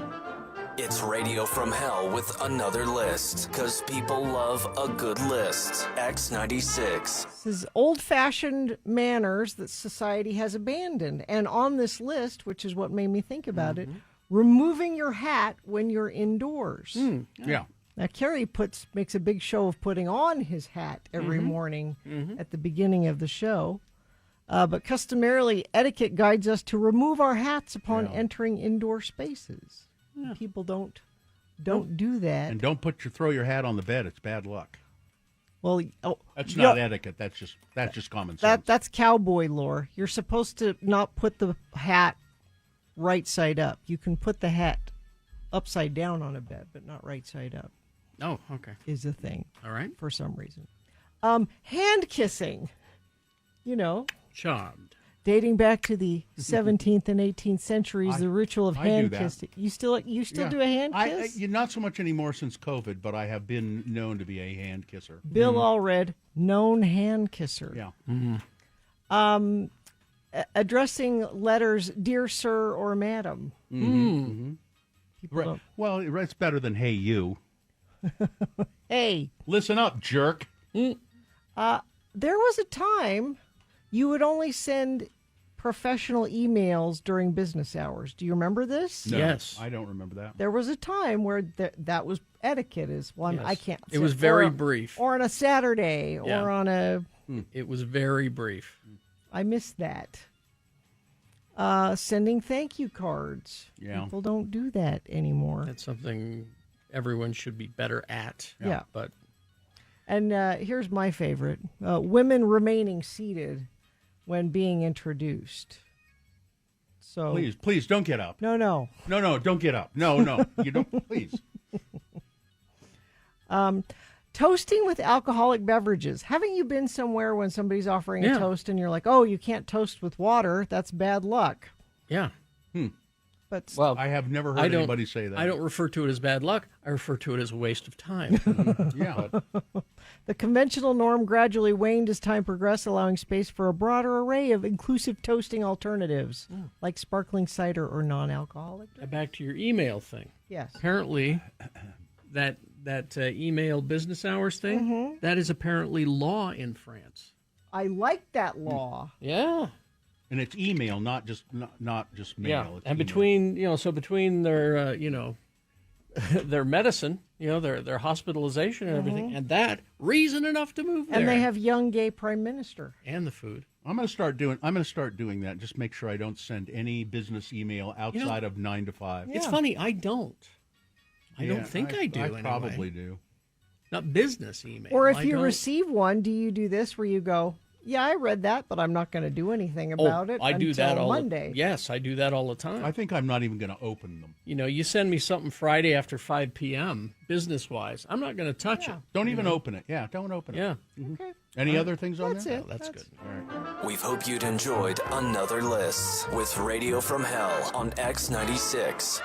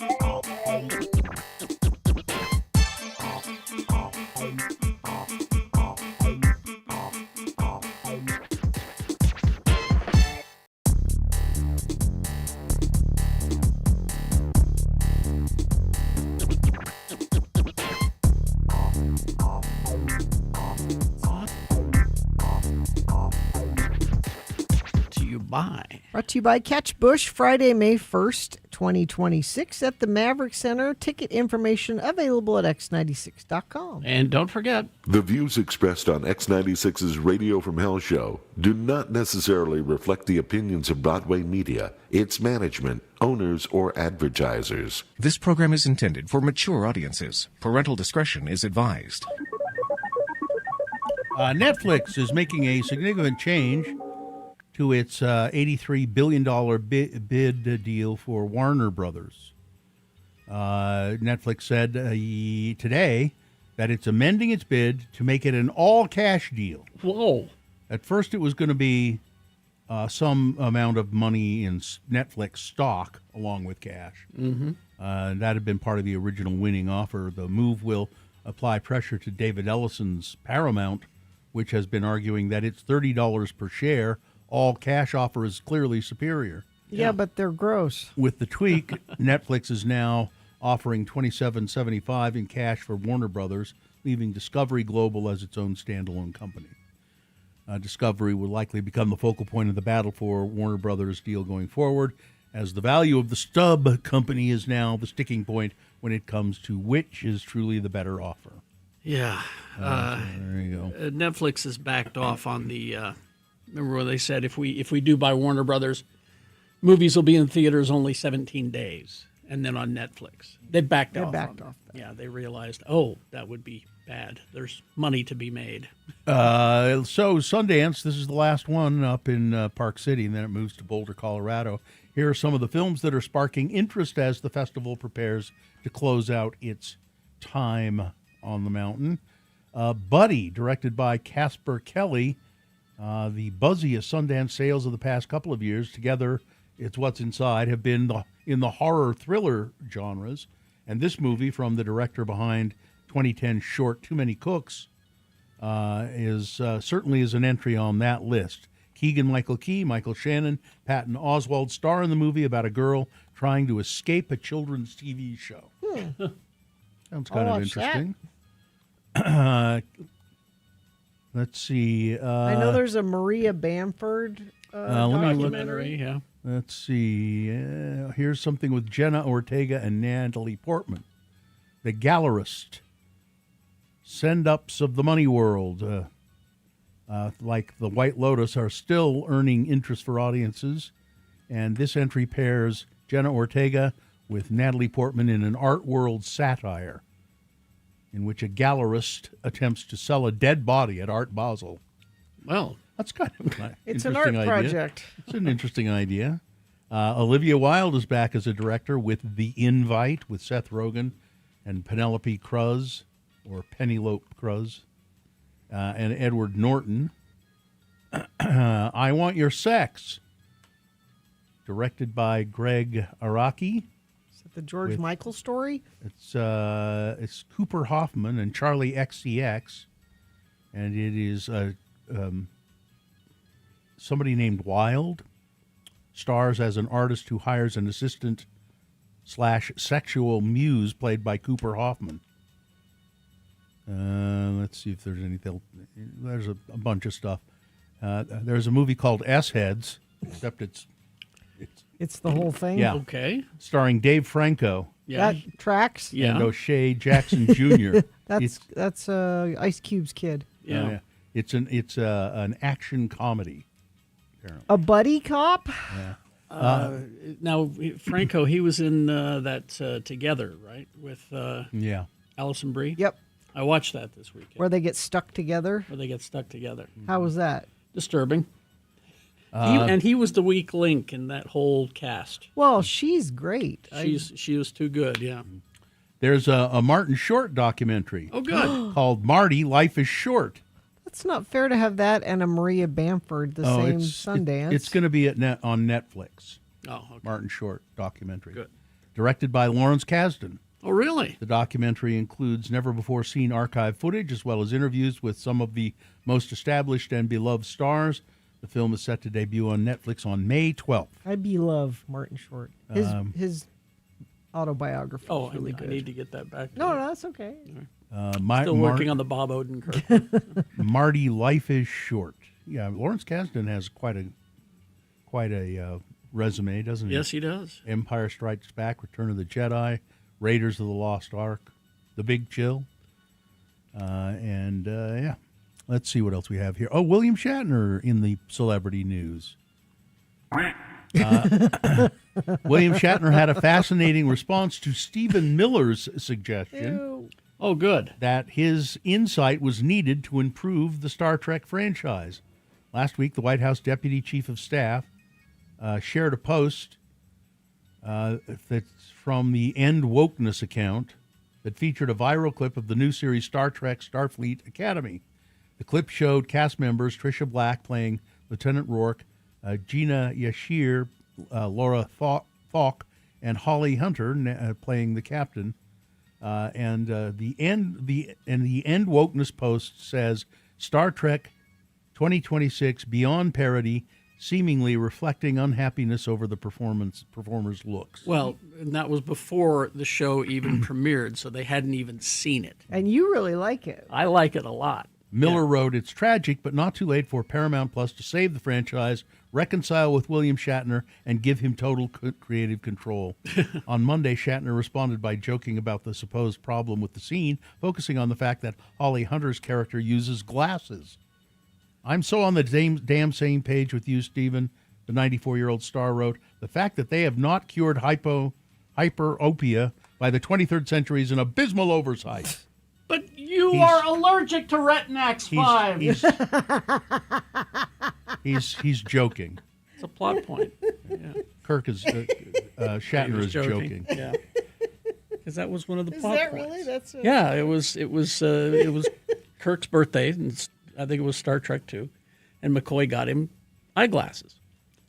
He says, "Oh, great, they're like old man glasses." He says, "Well, ordinarily I'd prescribe Retinax 5 to fix your eyes, but I'm allergic to Retinax 5. That's why I got you the glasses." Yeah. And then in Star Trek 4, when they went back in time, they sold the glasses at an antique shop to get money so they could get on the bus to go see George and Gracie the Whales. All right. I love you, Carrie. There you go. Sorry. There you go. That's cleared everything up as far as I'm concerned. Yeah. No, I like this new Star Trek. Yeah, it's okay. I think it has room to get better.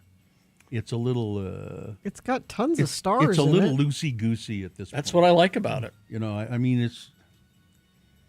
it's not very focused. That's what I like about it. I've had years of focused Star Trek. I want some unfocused. Let's see. Ashton Kutcher is freshening up some dirty rumors about his personal hygiene.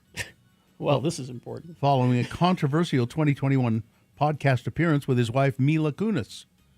Kutcher and Kunis raised eyebrows over their admission about their family's showering habits or speculated lack thereof. He cleared the air with a new interview. This is crazy, he said. "We made a comment at one point, and people were like, does he stink? Does he smell?" And Kutcher turned toward his fellow actor Anthony Ramos and Jeremy Pope and attempted to explain the situation to them. "There was a comment on a podcast a long time ago, they don't shower." And I'm like, I shower. I go to the gym and I shower. Never mind. I'm not going to go any further. I read with the this. story and I'm like, why is this important for him to? So now we know that Ashton Kutcher showers. Because on the podcast they talked about their kids specifically and how they don't make them take a bath every day, even if they've been doing something that they got dirty with. They'll let them go to bed without taking a bath. That's what happened. The podcast wasn't about the adults not showering. It was about but the people kids. were upset too. Like, really, you put your kids to bed dirty after they've been playing out Again, I don't care if they do. Yeah. Let them. Go ahead. Put them to bed dirty. Why do I care? I'm sorry I brought it up. Stick claps. Sorry I brought it up. I'm really just absolutely despondent now. All right. You're despondent? I can't go on. I can't go on. I should never have brought that up. I'm just Despondent. I'm despondent about the weather. Or lack thereof. So the Midwest, I don't know if you've seen it. Well, we talked about it, that big car crash with 100 cars or In something. Michigan. In Michigan. There's this huge swath of the country that's having crazy snow Crazy and winter. wind. And we everywhere have- else, it's we have none of it. Nope. Not even a hint of it. I've noticed. And it's not.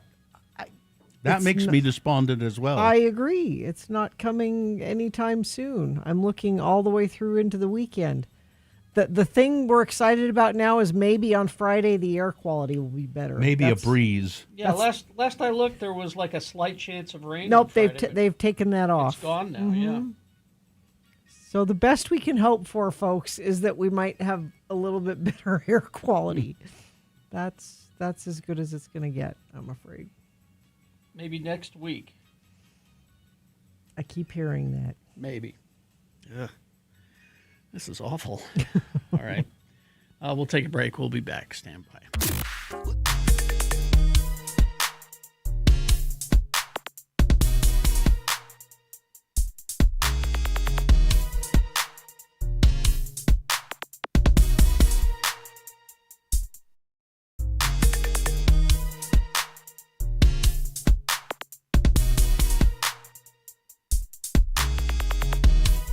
Deli.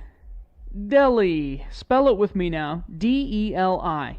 And now we'll use it in some dialogue with LeVar and his friend Elder LeGrand R. Dunn Jr. It's Sunday, and LeVar has come over to his friend LeGrand's home to see why Elder Dunn is not in church. Again, the word is deli. Let's listen. Come in.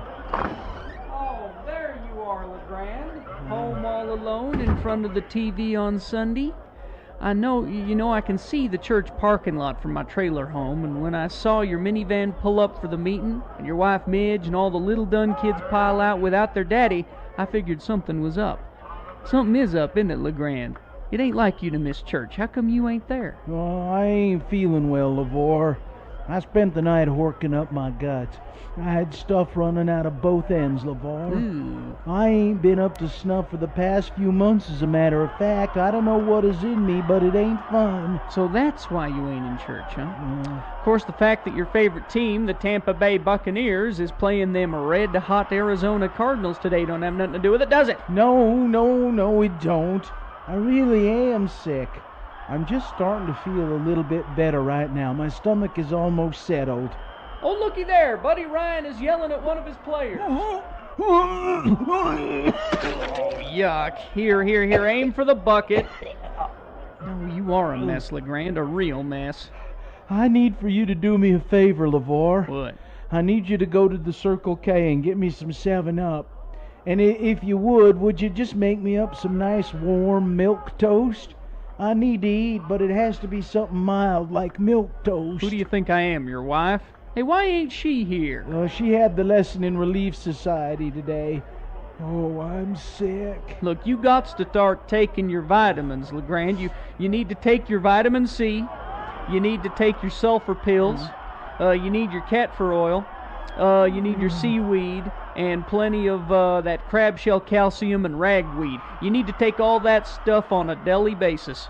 Every day? Every day. I need to take that stuff daily? Yep, a good handful of vitamins on a daily basis.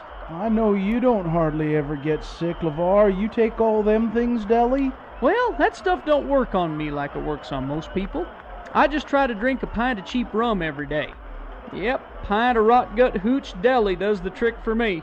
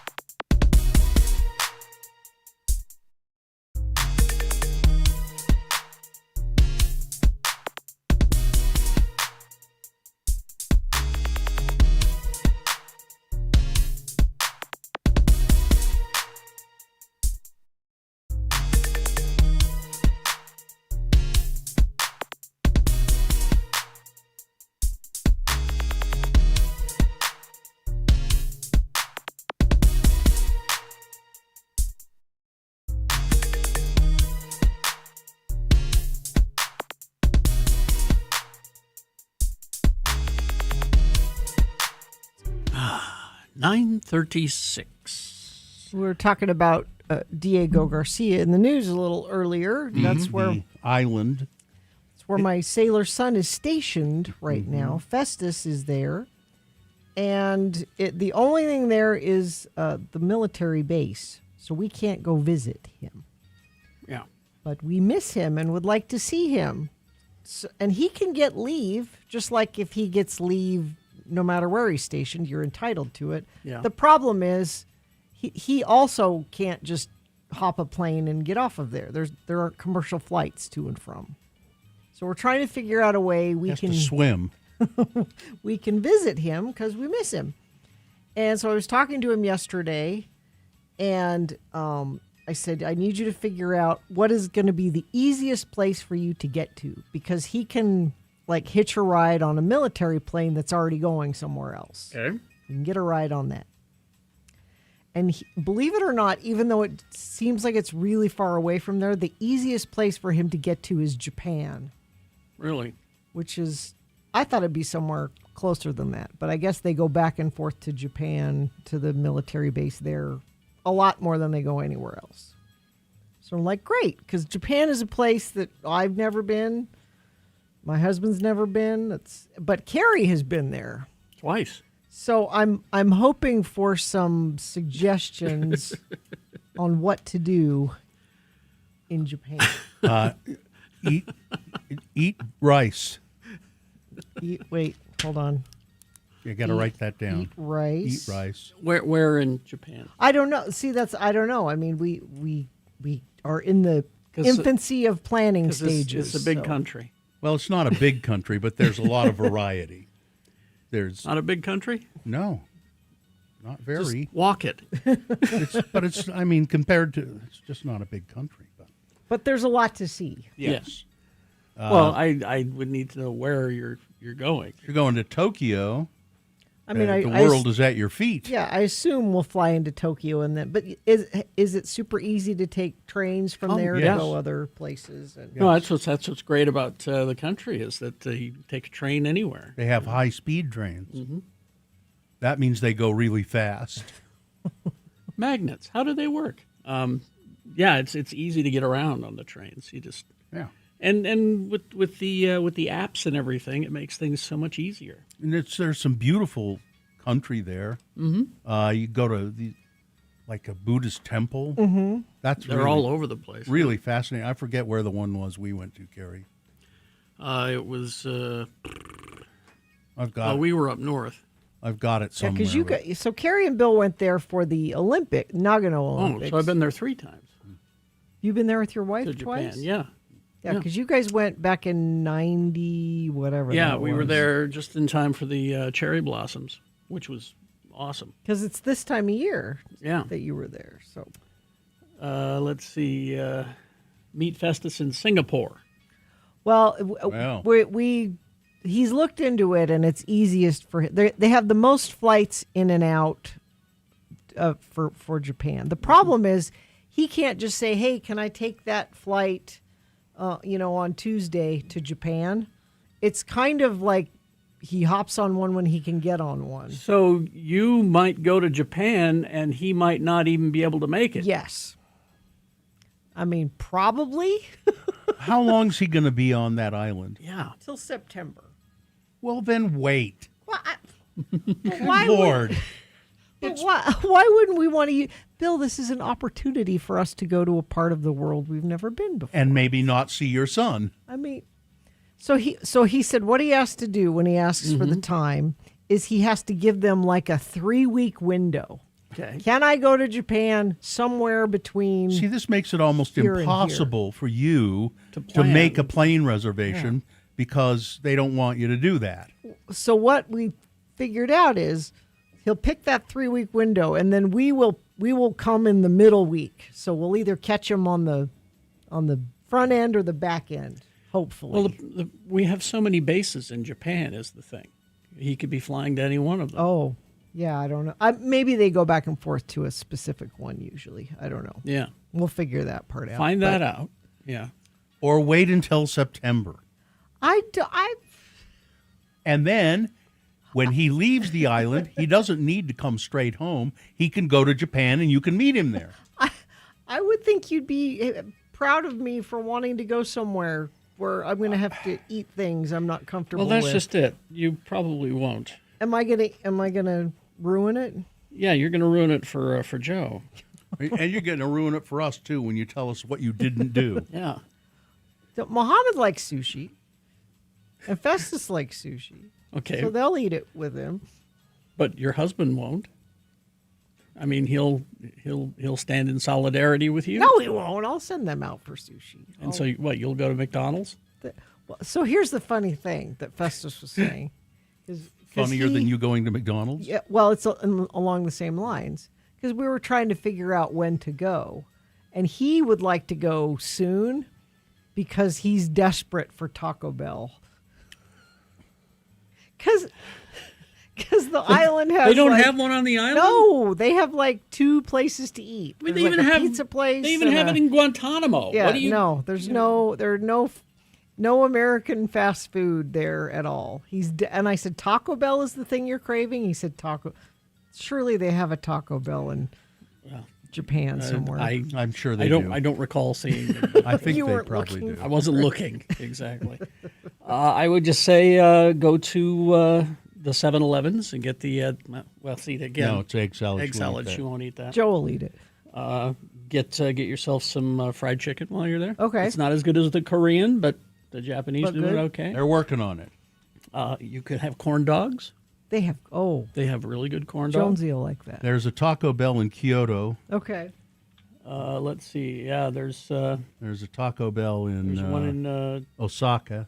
Tokyo as well. We could and do one a- in Tokyo. We could do a tour of the Taco Bells in Japan. Yeah, there are 3 of them. Okay. And it would take you from 10 locations. It would take you from Tokyo up through. Yeah. Do you think in Japan they eat Taco Bell like ironically, or do you think they really like no, it? in Japan they eat. You know what they eat for Christmas celebration? Kentucky Fried Chicken. Mm-hmm. They love the Kentucky Fried Chicken. Yeah, they're all over. It looks like Tokyo. Okay. There's several in Tokyo. Because this is what he's excited about. 5. So I will fly across the world to meet him at a Taco Bell in Japan. Yeah, there's at least 5 in Tokyo. That's how much I love my son. If you actually get there at the same time. It'll be an adventure, Bill. I would think you would be happy for me having an adventure. Because typical me would want to know exactly what we were doing on the exact day, and it all planned out, and this is going to be kind of loosey-goosey. I would definitely visit a Buddhist temple, though. Okay. Because they're very, very cool. Usually they have a nice little garden there. Okay. And there's the one we went to. You'd walk up this street toward it, Mhm. and there were vendors all up and down the street. And cats. Shops and cats everywhere. Lots of stray cats. Okay. But Okay. yeah, as soon as you know where you're going, Get me some specifics. Then we'll get you some Okay. specifics. Okay. We'll find you the closest Taco Bell. Going all the way to Japan just to have Taco Bell. Because you don't have Taco Bell here, do you? You don't, do you? They serve all the Taco Bell. I'm looking at their menu. Everything comes with rice. So, no, I made that up. You did? Yeah. Wow. It's Taco Bell. Well, I mean, there was just no reaction. I thought either that you accepted it. I thought maybe. Well, all you, right. You convinced me. Yeah. You have our treadmill. Yes. And you have the iFit. You can go practice? You can do walkthroughs in Japan. That actually is kind of smart, isn't it? So you can. What's wrong? What? You can practice walking through Japan. Yeah, okay. The one with Tommy Rivs has a lot of cultural info. Okay. As Tommy Rivs learns about the places he's traveling to. That'll be helpful. So, yeah, that way you can walk through and get an idea. Okay. Thank you. Okay. We will take a break. We will be back after some messages and a song to crawl towards the exits. Stand by for that. HasterGames.com is the website. Although I recommend that you go right down to the store, 6831 South State Street. If it's gaming, they have it. Haster has it. So is your back sore from lounging with your phone? Ditch your device.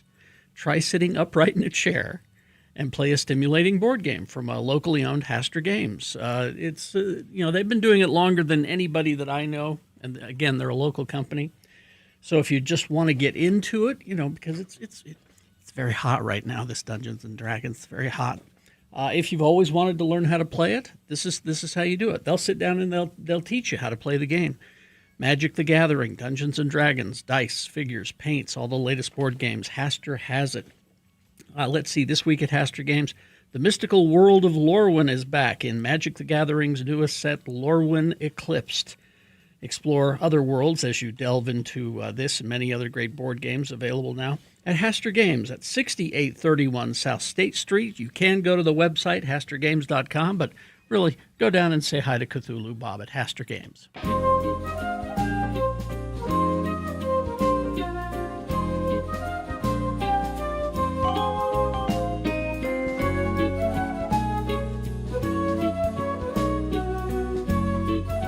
Vaxadan, our radio pup, finally has a sponsor. It's Zero Res, and this time of year brings a lot of dirt and things through your house, damaging your carpets. Vax says book your carpet cleaning appointment today. Not only do you get the fourth room free, but your animals will thank you with extra love. Go to zerores.com today.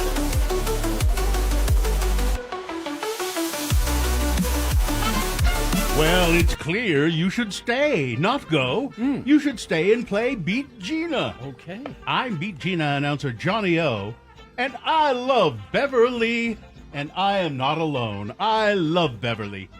Everybody loves Beverly. Who's Beverly? Beverly Peanut Butter. Oh. Youngsters and grown-ups, too, love the natural taste of best obtainable grade eating peanuts that they find in Beverly Peanut Butter. And the good nourishment Beverly supplies, lots of protein as well as vitamins A and B, is a welcome addition to everyday menus. And remember, under our controlled delivery system, no jar of Beverly Peanut Butter stays on grocers' shelves a minute beyond its freshness peak. Try Beverly Peanut Butter. You'll love it too. We invite you to try Beverly with this guarantee. Unless you agree it is the freshest peanut butter you ever tasted, the grocer will refund your full purchase price. Fair enough? We think so. And remember this. Oh, peanut butter tastes so fine I like it more than candy, and Beverly's the kind for me. We always have some handy. A sandwich made with Beverly peanut butter is oh so good to eat. I think I'll get some Beverly and fix myself a treat. There you go. Beverly peanut butter. And now, here's a man who's also a treat. Ooh. Your host, Terry Jackson. Thank you so much, Johnny Ola. You're welcome. Thanks for singing for us. You're welcome. All right, the randomizer has picked a contestant. Gina, looks like you'll be going up against Amy today. Hi, Hello, Amy. Are you there? I'm here. Okay, Yes, Amy. this is Amy. All right, we're going to toss a coin to see who goes first. It will give you an advantage if you win the coin toss. Heads or tails, call it. Tails. All right, coin toss app says heads, Gina Barberi. Oh, you're one step further away from winning these tickets to see Bush with Candlebox and Jerry Cantrell July 31st at USANA.